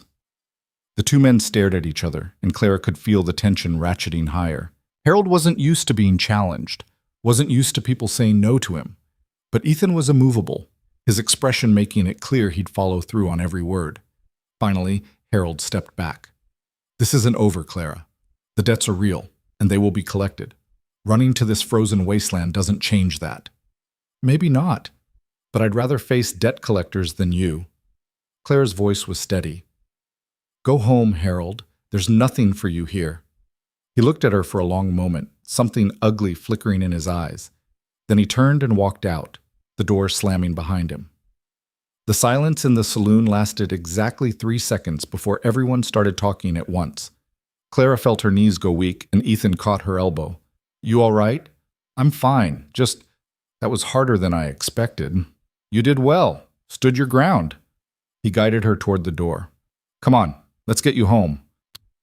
They walked back through the dark streets, neither speaking until they were safely inside the office. Then Clara finally let herself shake. "He came all this way," she said. "He actually came all this way because I said no." Men like that don't accept rejection well. They think persistence is romantic. Ethan poured her whiskey, pressed the glass into her hands. "Drink." Clara drank, coughing as the liquor burned. "What if he's right about the debts? What if they can come after me legally? Then we deal with it. Together." Ethan sat beside her, solid and certain. "But Clara, you need to tell me the truth. Is there any chance your father actually committed fraud?" "I don't know. Maybe. He was desperate at the end, making deals he wouldn't explain to me. But fraud?" She shook her head. "I don't think so. I think Harold's exaggerating to scare me." "Probably, but we should be prepared just in case." He took her hand. "Tomorrow I'll wire the territorial judge, get advice on the legal situation, and I'll make sure Harold gets on that stagecoach and actually leaves." "What if he doesn't?" "Then I arrest him and make him leave. I'm the law here, Clara." "He's not." Clara wanted to believe him, wanted to trust that Montana's distance from Philadelphia would be protection enough. But she'd seen the look in Harold's eyes. He wasn't done. Not by a long shot. That night, she didn't sleep alone. Ethan stayed with her, not for romance, but for comfort, holding her while she shook and tried to convince herself that everything would be all right. His presence helped. The steady rhythm of his breathing, the warmth of his body, the quiet certainty that she wasn't facing this alone. "I'm sorry," she whispered into the darkness. "I brought this trouble to your town." "Our town. And you didn't bring anything. That bastard followed you here." Ethan's arms tightened around her. "Whatever happens, we face it together. That's what marriage means. Real marriage. Not the practical arrangement we started with." "When did it stop being practical?" "For me? Probably the first time you smiled at something I said. I just didn't want to admit it." His voice was quiet. "For you?" Clara thought about it. About the moment she'd stopped seeing Ethan as a stranger and started seeing him as something more. "When you taught me to shoot, you were patient even though I was terrible, and you didn't laugh when I almost shot your hat off the fence post. You just adjusted my grip and told me to try again. You weren't that bad. I was terrible. But you made me feel capable anyway." She turned in his arms to face him. "That's when I knew this wasn't just survival anymore. That's when I started hoping for more." He kissed her, slow and sweet, and Clara felt some of the fear from earlier finally loosen its grip. Whatever happened with Harold, whatever legal trouble might be coming, she wasn't alone. She had Ethan, had this town, had a life worth fighting for. Morning came too soon. Ethan was already up and dressed when Clara woke, standing at the window with his coffee. "He's still here," he said without turning around. "I can see him across the street, watching The Office." Clara joined him at the window. Harold stood in front of the general store, his expensive coat pristine despite the muddy street. He looked up, saw them watching, and smiled. "He's trying to intimidate us," Clara said. "It's not going to work. I'm giving him until noon to be on that stagecoach. If he's not, I'm arresting him." "On what charge?" "I'll think of something." Ethan turned to face her. "But Clara, you need to go to the schoolhouse. Act normal. Don't let him see that he's getting to you." "I can't just leave you to handle this alone." "You're not leaving me alone. You're showing him that his presence doesn't change anything, that you have a life here that doesn't involve him." He touched her face. "Trust me. This is how we win." Clara didn't feel like they were winning, but she got dressed, ate breakfast, and walked to the schoolhouse with her head high. The children were waiting, and they needed her. Harold Pemberton didn't get to take that away. The morning passed in a blur of lessons and questions and the comforting routine of education. Clara threw herself into teaching, using it as armor against the fear that kept trying to claw its way back up. At noon, she heard shouting from the street, then gunfire, a single shot that made her blood run cold. "Everyone stay here," she told the children, already moving toward the door. "Don't leave the building." She ran toward the sound, heart pounding, and found a crowd gathered in front of the saloon. Ethan stood in the middle of the street, his gun drawn, facing Harold, who had his hands raised. "I said, get on the stagecoach," Ethan was saying, his voice deadly calm. That wasn't a suggestion. "You shot at me." Harold's face was red with rage and fear. "Warning shot. Next one won't be." Ethan cocked his gun. "You've got two choices. Leave now or leave in shackles. Make your decision." Harold looked around, clearly hoping for support from the crowd. But the townspeople just watched, their expressions ranging from curious to hostile. Nobody was coming to his rescue. "This is assault," Harold said desperately. "I'll report you to the territorial authorities." "Go ahead, they'll back me up. You were warned to leave multiple times, you refused, and you've been harassing a citizen of this town.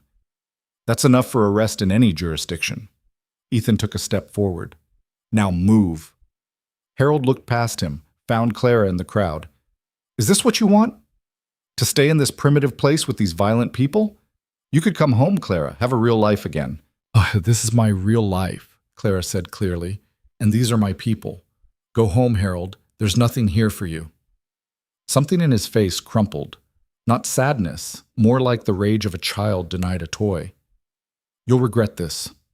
When the courts come after you, when your father's crimes catch up with you, you'll wish you'd accepted my help." "Maybe. But I'll face it on my terms, not yours." Harold looked between them. Clara and Ethan, the crowd of townspeople, the harsh landscape that had rejected him as completely as Clara had. Finally, he lowered his hands. "Fine. I'll go. But mark my words, this isn't over. The law will find you, Clara Whitmore. And when it does—" "Clara Hale," Ethan corrected coldly. "Her name is Clara Hale, and the law's already here. I'm looking at it." Tommy Briggs stepped forward. "Stagecoach leaves in 20 minutes, Mr. Pemberton. I'd suggest you be on it." They watched Harold gather his bags from the hotel, watched him climb onto the stagecoach with as much dignity as he could muster, watched the coach pull away until it disappeared into the distance. Only then did Clara let herself breathe. "Is he really gone?" she asked. "He's gone." Ethan holstered his gun. "And if he's smart, he won't come back. And if he's not smart, then we deal with it. Together. He pulled her close, right there in front of everyone, and kissed her forehead. You all right? I am now. Clara leaned into him, taking comfort in his solidity. Thank you. For standing up for me. For protecting me. Always. He said it simply, like a vow. That's what marriage means. Around them, the crowd was dispersing, people returning to their business. But Clara caught Sarah Walker watching them, and when their eyes met, Sarah smiled. A real smile, warm and approving. Things were changing. The town was accepting her not just as the marshal's wife, but as one of their own. Someone worth protecting, someone who belonged. That afternoon, Clara returned to the schoolhouse to find the children exactly where she'd left them, quiet and wide-eyed. Is everything all right, Mrs. Hale? Mary Walker asked. Everything's fine, just some trouble that got resolved. Clara smiled. Now, where were we? I believe we were discussing Montana's territorial history. The rest of the day passed without incident, but Clara couldn't shake the feeling that Harold's departure wasn't the end of anything. He'd promised the law would find her, and men like Harold didn't make empty threats. She mentioned it to Ethan that evening. I sent that wire to the territorial judge, he said. Got a response this afternoon. Pennsylvania law does allow creditors to pursue inherited debts, but only if the heir actually inherited property or assets. Since you didn't, since everything was liquidated to pay partial debts, you're not liable for what's left. So Harold was lying. About your legal obligation, yes. About your father's potential fraud. Ethan hesitated. The judge says if there's evidence of actual criminal activity, they could potentially pursue you as an accomplice. But that would require proof, court proceedings, extradition paperwork. It's a lot of effort for what's probably not much money. But it's possible. It's possible, but unlikely. He took her hands. And even if it happens, we'll fight it. You're not alone in this, Clara. You have me. You have this town. We protect our own. Clara wanted to believe him, wanted to trust that Montana's distance and her new life would be shield enough. But doubt was persistent, whispering that trouble was coming whether they were ready or not. Still, when Ethan pulled her close that night, when he held her and made quiet promises about their future, Clara let herself hope. Let herself believe that maybe, just maybe, they could build something strong enough to weather whatever storms came next. After all, they'd survived everything else. Harold Pemberton was just one more obstacle to overcome, and they'd face it the way they faced everything else. Together. 3 weeks passed without word from Harold or Philadelphia, and Clara started to believe they might actually be free of it. She threw herself into teaching with renewed energy, watching her students grow more confident with each passing day. The town settled into winter's rhythm, hard work, shared meals, small victories against the cold. Then the letter came. Not from Harold this time, but from a law firm in Philadelphia. Official letterhead, formal language, the kind of document that made Clara's hands shake as she read it. They're claiming my father falsified business records, she told Ethan, the letter trembling in her grip. Saying he took investments under false pretenses, that the losses weren't accidental but deliberate fraud, and they want me to return to Philadelphia to testify. Ethan read the letter twice, his jaw getting tighter with each pass. This has Harold's fingerprints all over it. They say if I don't appear voluntarily, they'll pursue extradition, that I could be charged as an accessory if there's evidence I knew about the fraud. Clara felt sick. I didn't know, I swear to you, I had no idea what my father was doing at the end. I believe you. He set the letter down with deliberate care. But believing you and proving it in court are different things. If they actually have evidence your father committed fraud, this could get complicated. So what do I do? Go back? Face charges for something I didn't do? No, you fight. Ethan stood, started pacing. First thing, I wire the territorial attorney, get proper legal advice. Second, we go through everything you remember about your father's business. Every detail, every conversation. If this is fabricated, there'll be inconsistencies we can exploit. And if it's not fabricated, if my father really did commit fraud, then we prove you had no knowledge of it, that you were a daughter, not a business partner, that you can't be held responsible for his actions. He stopped pacing, turned to face her. Clara, I'm not letting them drag you back to Philadelphia to face trumped-up charges. Whatever this takes, Whatever we have to do, we're fighting this." The certainty in his voice should have been comforting. Instead, it just made Clara more aware of how much she stood to lose. Not just her freedom, but this life she'd built. The school, the town, Ethan, everything she'd found in this frozen corner of Montana. "I'm scared," she admitted. "Good. Fear keeps you sharp." He pulled her close. "But don't let it paralyze you. We've faced worse than some Philadelphia lawyers trying to make a name for themselves." Over the next few days, Ethan made good on his promise. He wired the territorial attorney, contacted a lawyer friend in Denver, even reached out to the territorial judge for advice. Meanwhile, Clara tried to remember everything she could about her father's business in those final months. It wasn't much. Her father had been secretive, meeting with investors behind closed doors, working late into the night on books he wouldn't let her see. At the time, she'd assumed he was trying to protect her from the extent of the problems. Now she wondered if he'd been hiding something darker. "There was a man," she told Ethan one evening. They were sitting at the table, surrounded by papers and notes. "Mr. Carrington. He came to the house maybe a month before my father died, and they had a terrible argument. I heard my father shouting something about creative accounting and necessary measures. At the time, I thought he meant finding legal ways to save the business. But now you think he might have meant fraud." Ethan wrote the name down. "This Carrington, was he an investor?" "I think so. Or maybe a creditor, I wasn't sure." Clara pressed her hands to her temples. "I should have paid more attention, should have insisted on knowing what was happening. You were a daughter trying to trust her father. That's not a crime." "It might be negligence, though. If they can prove I should have known, they can't prove what you should have known. They can only prove what you actually knew." He reached across the table, took her hand. "And you knew nothing, right?" "Right. I knew things were bad, but not the specifics, not the details." Clara met his eyes. "You believe me, don't you?" "Completely. But more importantly, we're going to make sure everyone else believes you too." The response from the territorial attorney came a week later. It was both better and worse than Clara had feared. Better because the attorney confirmed that extradition would be difficult and expensive, requiring significant proof of criminal activity. Worse because the Philadelphia law firm was apparently willing to pursue it anyway. "They're serious about this," Ethan said, reading the letter. "Which means either they actually have evidence or someone's paying them very well to make your life difficult." "Harold, probably, but we need proof of that." He set the letter aside. The territorial attorney suggests two options. One, you could return to Philadelphia voluntarily and face the charges. Hope to clear your name through testimony. "That's not an option. If I go back, Harold wins. Even if I'm cleared of charges, I'll be trapped there dealing with legal proceedings for months, maybe years." Clara shook her head. "What's option two?"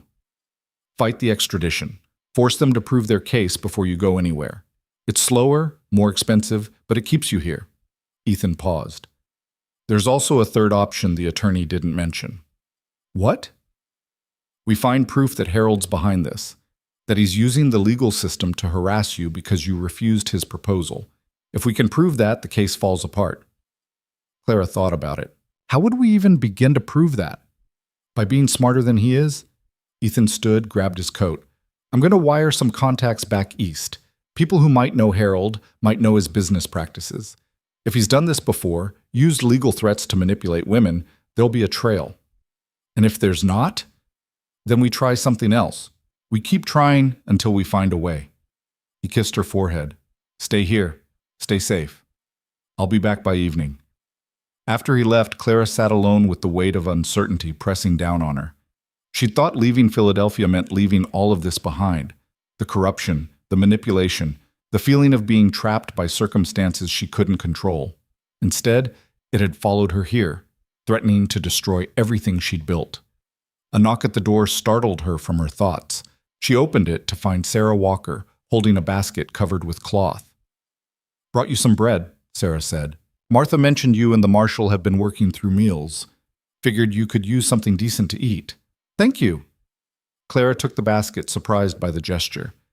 "Would you like to come in? I could use the company." Sarah hesitated, then nodded. "For a bit." They sat at the table and Clara poured coffee while Sarah uncovered the bread, fresh and still warm. For a moment, they just ate in comfortable silence. "Heard you're having trouble with Philadelphia," Sarah said finally. "Legal trouble." Clara shouldn't have been surprised that word had spread. In a town this small, secrets lasted about as long as snow in July. "Some complications from my father's business. Nothing I can't handle." "You don't have to lie. Not to me." Sarah set down her coffee. "I know what it's like to run from something, to think you've escaped and then have it catch up with you anyway." "What did you run from?" "Poverty, abuse, a father who thought his daughters were property to be sold." Sarah's voice was matter-of-fact. "I married young to get away from it. Came out here thinking distance would be enough. But you can't outrun your past. It finds you eventually." "So what did you do?" "I stopped running. Started building something worth staying for instead." Sarah looked around the office, at the evidence of Clara and Ethan's life together. "You've already done that. Built something. The school, your marriage, your place in this town. Don't let some Philadelphia bastard take that from you." "I'm trying not to, but the law is just people, and people can be fought." Sarah leaned forward. "You want my advice? Stop being afraid. Fear is what men like Harold count on. They think if they scare you enough, you'll crumble. Prove them wrong." Clara felt something shift in her chest. Sarah was right. She'd been so focused on the threat, on what could go wrong, that she'd forgotten her own strength. She'd survived her father's death, survived the creditors, survived leaving everything she knew. She'd built a life in one of the harshest places in America and made it work. She could survive this too. "Thank you," Clara said. "I needed to hear that." "Good. Now eat your bread and stop looking like the world's ending. It's not ending. It's just getting interesting." Sarah stood, gathering her things. "And Clara, if you need help, actual help, not just words, you let us know. The town takes care of its own." After Sarah left, Clara felt steadier. She cleaned up the office, organized her lesson plans for the next week, and by the time Ethan returned that evening, she'd made a decision. "We're going to fight this," she told him. "Not just legally, but actively. We're going to find proof that Harold's manipulating the system, and we're going to destroy his credibility so thoroughly that no one will believe anything he says." Ethan smiled, the first real smile she'd seen from him in days. "There's the woman I married.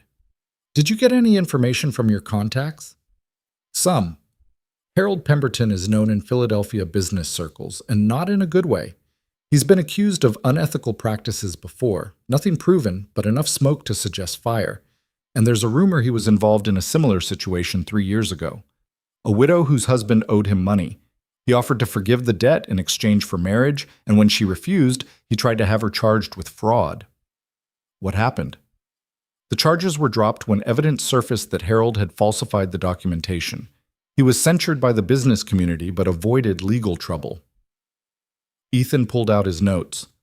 The widow's name was Margaret Chen. She's living in Boston now. Clara felt hope flicker to life. "Can we contact her? Get her to testify to Harold's pattern of behavior?" "Already sent a wire. If she's willing to help, her testimony could be enough to discredit the current charges. Show that this is harassment, not legitimate legal action." "And if she's not willing?" "Then we keep digging. Harold's made enemies. Someone will talk." The response from Margaret Chen came faster than expected. She was not only willing to help, she was eager. Harold's actions had nearly destroyed her life 3 years ago, and she'd been waiting for a chance to return the favor. Her letter was detailed and damning. She explained how Harold had used her husband's debts to corner her, how he'd fabricated evidence of fraud when she refused his proposal, how she'd only escaped because a lawyer friend had discovered the falsified documents. She included copies of everything, the original accusations, the proof of Harold's manipulation, even character references from people who'd witnessed his behavior. "This is it," Ethan said, reading through the documents. "This is exactly what we need." Clara felt tears prick her eyes. She saved everything. 3 years, and she saved everything. Because she knew someone else would need it eventually. Men like Harold don't change, they just find new targets. He gathered the papers carefully. "I'm taking this to the territorial attorney tomorrow. With this evidence, they can petition to have the Philadelphia charges dismissed, and we can file countercharges against Harold for harassment and fraud. Will that actually work? It should. The pattern of behavior is clear, and Margaret Chen is a credible witness, a respectable widow from a good family. Her word carries weight. Ethan pulled Clara close. This is almost over. We're almost free of him. Clara wanted to believe it, wanted to trust that Margaret's evidence would be enough, but she'd learned not to count on anything until it was done. The next few weeks were tense. The territorial attorney filed the petition, presenting Margaret Chen's evidence along with testimony from the territorial judge confirming Clara's good character. The Philadelphia law firm pushed back, but their arguments grew weaker as more of Harold's past victims came forward. Apparently, Margaret Chen hadn't been the only one. There were at least 3 other women who'd been targeted by Harold over the years, all following the same pattern. Marriage proposals tied to debt forgiveness, legal threats when the women refused, falsified evidence of fraud or other crimes. By the time spring arrived, the case against Clara had completely fallen apart. The Philadelphia law firm withdrew their charges with a terse statement about new information coming to light. Harold himself was facing investigation for fraud and harassment, his reputation in tatters. Clara stood in the schoolhouse, watching her students work on their arithmetic, and felt the weight she'd been carrying finally lift. It was over. Harold was gone, the legal threats were gone, and she was free to build her life without looking over her shoulder. "Mrs. Hale?" Mary Walker raised her hand. "Are you all right? You look like you're going to cry." "I'm fine, sweetheart. Just happy." Clara wiped her eyes, smiling. Sometimes happy looks a lot like sad. That evening, she found Ethan at the office, working through paperwork as always. He looked up when she came in, and his expression softened. "I heard. The charges are officially dropped." "Officially dropped," Clara confirmed, "and Harold's being investigated. Might actually face consequences this time." "Good. He deserves it." Ethan set aside his papers. "So what now?" "Now?" Clara sat beside him. "Now we live. We build. We stop worrying about the past and start focusing on the future."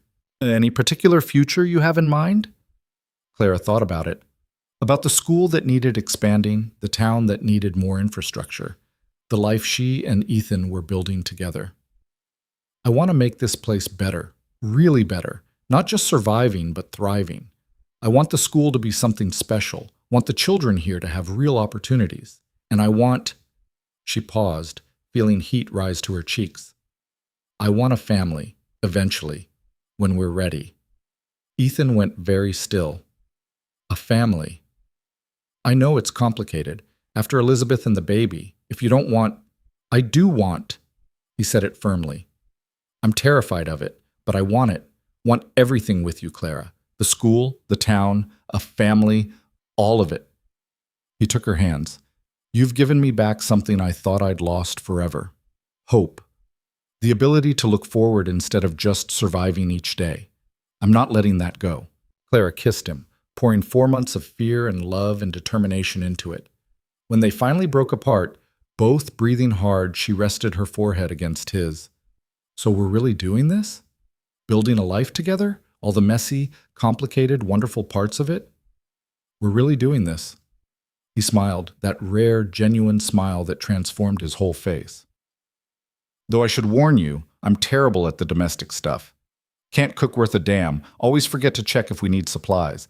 And I have a habit of tracking mud everywhere. And I'm stubborn, argumentative, and I'll probably try to reorganize your entire filing system again. I'm counting on it." He stood, pulled her to her feet. "Come on, let's go tell Martha and Samuel. They've been taking bets on when we'd finally admit this wasn't just a practical arrangement." "They have not. They absolutely have. Martha's had money on before spring since Christmas." They walked to the general store hand in hand, and Clara felt something settle in her chest. This was home. Not the office or the schoolhouse or any specific building, but this.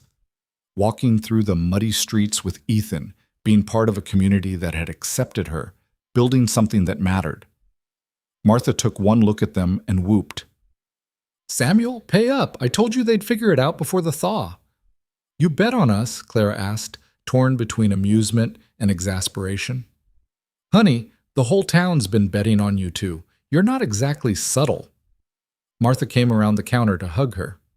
I'm glad you're staying, really staying, not just hiding out until something better comes along. This is something better, Clara said. Better than anything I left behind. The next few months passed in a blur of work and planning and slow, careful building of the life they wanted. The school expanded. They added a second room and started offering evening classes for adults who'd never learned to read. The town grew more stable as the work program Clara had suggested became permanent, giving structure and purpose to men who'd been lost. Summer came with heat that felt like blessing after the brutal winter. Clara stood in the schoolhouse doorway, watching her students play in the yard during recess, and felt a wave of contentment so strong it was almost frightening. You look happy, Ethan said, appearing beside her.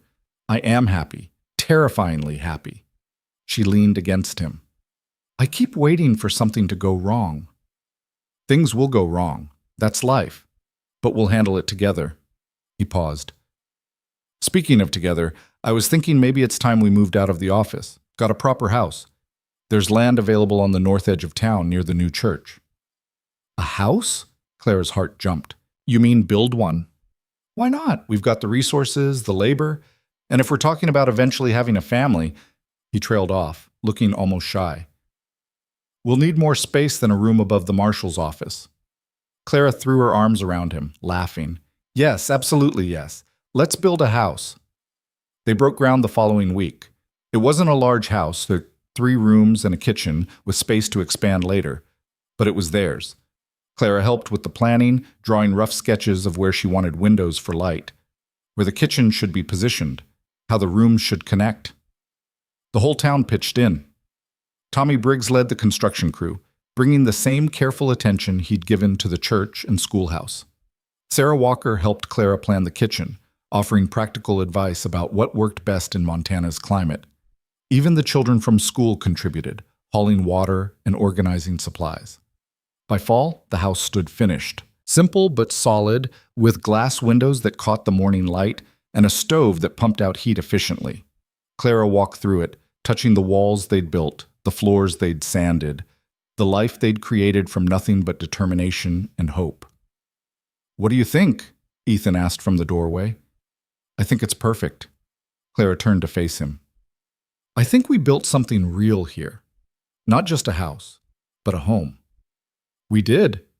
He crossed to her, pulled her close. And we're going to fill it with years and memories, and eventually, if we're lucky, children who will complain about chores and track mud everywhere. You make it sound so romantic. It is romantic, just a different kind than the storybooks. He kissed her softly, the kind that lasts. They moved in on a crisp October afternoon, carrying their few possessions from the marshal's office to their new home. It didn't take long. Neither of them had accumulated much in the way of material goods. But as Clara arranged her books on the shelf Ethan had built, as he hung his gun belt by the door, as they made coffee in their kitchen and sat at their table, it felt like the end of something and the beginning of something else. That night, lying in their bed in their house with Ethan's arms around her, Clara thought about the journey that had brought her here. The desperate decision to get on a stagecoach, the terror of meeting a stranger she'd agreed to marry, the slow transformation of survival into something deeper. What are you thinking about? Ethan murmured against her hair. How far we've come. How different this is from what I expected. Better or worse? Better. So much better. She turned in his arms to face him. I thought I was running away when I came here. Thought I was just trying to escape. But I wasn't running away. I was running toward this. Toward you. Toward this life. I just didn't know it yet. I didn't know it either. Thought I was just getting a wife for appearance's sake. Instead, I got a partner. Someone who challenges me and supports me and makes me want to be better than I am. You're already pretty good. I'm a work in progress. We both are. He kissed her forehead. But we're progressing together. That's what matters. Winter came again, but this time Clara faced it without fear. She had a home, a purpose, a man she loved and who loved her back. The storms still came, they always would in Montana, but she'd learned to weather them. The school thrived. Her students grew in knowledge and confidence, and some of the older ones started talking about going to college in Denver or Helena. Clara encouraged them, helped them plan, watched them dream of futures that had seemed impossible a year ago. The town continued to grow and stabilize. The work program became a model that other Montana communities started to copy. Crime dropped. The church was rebuilt properly. The Henderson family had a new house that was better than their old one. Small victories, but they added up to something significant. And in the spring, Clara discovered she was pregnant. She told Ethan one evening as they sat on the porch of their house, watching the sunset paint the sky in shades of gold and pink. He went very still, his hand freezing on her shoulder. "You're sure?" "I'm sure. Martha confirmed it this afternoon. She's delivered enough babies to know the signs." Ethan was quiet for so long that Clara started to worry. Then she felt wetness on her shoulder and realized he was crying. Silent tears that he made no effort to hide or wipe away. "Ethan?" "I'm terrified," he admitted. "After what happened with Elizabeth, after losing her and the baby both. I'm so scared, Clara." "I'm scared too. But we have Martha and Doc and a whole town who'll help us. This isn't Wyoming. This isn't you alone trying to manage everything. We have support." She took his hand, placed it on her still flat stomach. "And I'm strong. I'm not Elizabeth. I'm going to be fine." "You can't promise that." "No. But I can promise I'll fight, and I know you'll fight with me. That's all anyone can do." He pulled her close, held her like she was something precious and fragile. "I love you. I don't think I've actually said that out loud yet, but I do. I love you more than I thought I could love anything again." "I love you too. Have for months, even when I was trying not to." Clara felt tears on her own cheeks now. "We're going to be all right. All of us, you, me, this baby. We're going to build a family and a life, and it's going to be messy and hard and wonderful. I believe you." He said it like a vow. "I believe you." The pregnancy wasn't easy. Clara was sick for the first 3 months, exhausted for the next 3, uncomfortable for the final trimester. But Martha was there with remedies and advice. Sarah brought food and companionship, and Ethan hovered like a nervous shadow, ready to help with anything she needed. The children at school were excited about the baby, asking constant questions about when it would arrive and whether it would be a boy or girl. Clara used it as a teaching opportunity, explaining biology and development in terms they could understand. "You're going to keep teaching, aren't you?" one of the older girls asked. "After the baby comes?" "For a while, yes. Maybe not immediately, but once I've recovered." Clara smiled at the concern on their faces. "You're not getting rid of me that easily." "Good, because you're the best teacher we've ever had." It was Jack, the boy who'd been skeptical that first day. He was 15 now, planning to go to university in Helena next year. "You taught me that being smart wasn't something to hide. That's worth everything." Claire had to turn away to hide the tears that threatened. Pregnancy had made her emotional, but this was more than hormones. This was the confirmation that everything she'd built here mattered, that she'd made a real difference. The baby came in early December, during a storm that rivaled the one Clara had arrived in a year and a half earlier. The labor was long and difficult, testing everyone's nerves. Ethan wore a path in the floor with his pacing.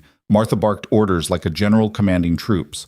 Doc arrived half-frozen from his ride across town and immediately took charge. And finally, after hours that felt like days, Clara heard the most beautiful sound in the world, her daughter's first cry. "It's a girl," Martha announced, wrapping the baby in blankets. "Healthy lungs on this one. She's going to be loud." Ethan was at Clara's side immediately, his face wet with tears. "You did it. You're both all right." "We're both all right," Clara confirmed, exhausted but exhilarated. She held out her arms for the baby, and Martha placed the tiny bundle in them carefully. The baby had Ethan's dark hair and Clara's blue eyes, and she was the most perfect thing Clara had ever seen. "Hello, little one. Welcome to Montana." "What are we going to name her?" Ethan asked, touching the baby's tiny hand with one finger. Clara had been thinking about this for months. "I thought maybe Elizabeth, to honor the family she'll never meet, and Margaret for her middle name, after the woman who helped save us from Harold." Ethan's expression did something complicated. "Elizabeth Margaret Hale. It's perfect." They sat together in their bed, the three of them, while the storm raged outside and the town celebrated the news that the marshal and his wife had a daughter. Clara felt the same contentment she'd experienced that day at the schoolhouse, but deeper now, more solid. This was her family, her life, everything she'd run toward without knowing it existed. The years that followed brought their share of challenges. Elizabeth was indeed loud, demanding attention and testing boundaries from the moment she could crawl. Claire went back to teaching part-time, with Sarah watching the baby during school hours. The town continued to grow, bringing new people and new problems that required creative solutions. But through it all, Claire and Ethan faced everything together. They argued about child rearing and money and whose turn it was to deal with the latest crisis. They made mistakes and fixed them and made new mistakes. They built a life that was messy and imperfect and absolutely real. 3 years after Elizabeth was born, they had a son, William, named after Clara's father, with Ethan's middle name of James. 2 years after that came another daughter, Anna, after her grandmother. The house expanded to accommodate them all, rooms added on as the family grew. The school became Clara's legacy. She trained other teachers, established a curriculum that was adopted across the territory, created a scholarship fund for students who wanted to attend university. By the time Montana became a state, Heckla's school was considered one of the best in the region. Ethan eventually stepped down as marshal, passing the badge to a younger man who'd been trained under his careful guidance. But he remained a fixture in the town, mediating disputes, offering advice, teaching the next generation what it meant to protect a community. And through it all, their love deepened. It wasn't the passionate romance of storybooks. It was something steadier and more enduring. It was morning coffee before the children woke, stolen kisses in the kitchen, hands held during town meetings. It was choosing each other every day, even when it was hard, especially when it was hard. On their 10th anniversary, they stood on the porch of their house, larger now, filled with children's laughter and the evidence of a life well lived, and watched the sunset. "Do you ever regret it?" Ethan asked. "Leaving Philadelphia? Everything you gave up to come here?" Clara thought about the woman who'd stepped off that stagecoach 10 years ago. Desperate, alone, running from a life that had crumbled around her. She barely recognized that person now. "I didn't give anything up. I traded one life for a better one. Everything I have now, you, the children, the school, this town, it's all because I made that choice." She leaned into him. "Best decision I ever made. Even though it started as running away? Especially because it started as running away. Sometimes you have to run from the wrong things before you can run toward the right ones." She looked up at him. "What about you? Any regrets about sending for a mail-order bride?" "Only that I wasted the first few months trying to keep it practical." He kissed the top of her head. "Should have admitted I was falling in love with you the day you reorganized my filing system and made sense of 10 years of chaos." "You were falling in love with me then?" "Probably. I was definitely intrigued. And a little terrified. You were so determined to fix everything." "I didn't fix everything. I just helped where I could." "You fixed me. Fixed this town. Fixed a lot of broken things just by refusing to accept that broken was permanent." He turned her to face him. "You gave me back hope, Clara. Gave me back the ability to believe in the future. That's not nothing. You gave me the same thing, a place to belong, a reason to build instead of just survive." Clara felt tears prick her eyes, but they were good tears, happy tears. "We built something good here, didn't we? We built something great." From inside the house, they heard Elizabeth calling for them, probably some minor crisis involving William and Anna that required parental intervention. They looked at each other and smiled. "Duty calls," Ethan said. "It always does." Clara took his hand. "But at least we face it together." They walked inside to deal with whatever chaos their children had created, and Clara felt the same certainty she'd felt that first Christmas when Ethan had asked her to dance. This was exactly where she was supposed to be. Not because fate had decreed it, or because there were no other options, but because she'd chosen it. Every day, every challenge, every moment, she chose this life, this man, this family. The storm that had brought her to Heckla was long past, but the home they'd built in its wake remained. Strong, enduring, real, and that was everything. Years later, when Elizabeth was preparing to leave for university in Helena, She asked her mother about the early days. Was it hard, coming to a place you'd never been to marry someone you'd never met? Clara thought about it, about the fear and uncertainty, the desperate gamble that had paid off beyond her wildest dreams. It was terrifying, but it was also the first real choice I'd made in my life. Not running from something bad, but running towards something that might be good, and that made all the difference. Do you think you would have been happy if you'd stayed in Philadelphia, if you'd made different choices? I think I would have survived, but surviving isn't the same as living. Out here, in this place that tested me every single day, I learned to really live, to build something meaningful, to love without holding back because I was afraid of loss. Clara looked at her daughter, so much like her, but braver, stronger, with opportunities Clara never had. The frontier doesn't make you soft. It makes you strong enough to risk everything for what matters. Is that why you want me to go to Helena? To risk everything? I want you to go because you've earned it, because you're smart and capable and you deserve every opportunity, but also because I want you to know that wherever you go, whatever you choose, you'll always have a home here, always have people who love you and believe in you. Clara hugged her daughter tight. Your father and I built this life from nothing. You get to build on a foundation. That's a gift we never had.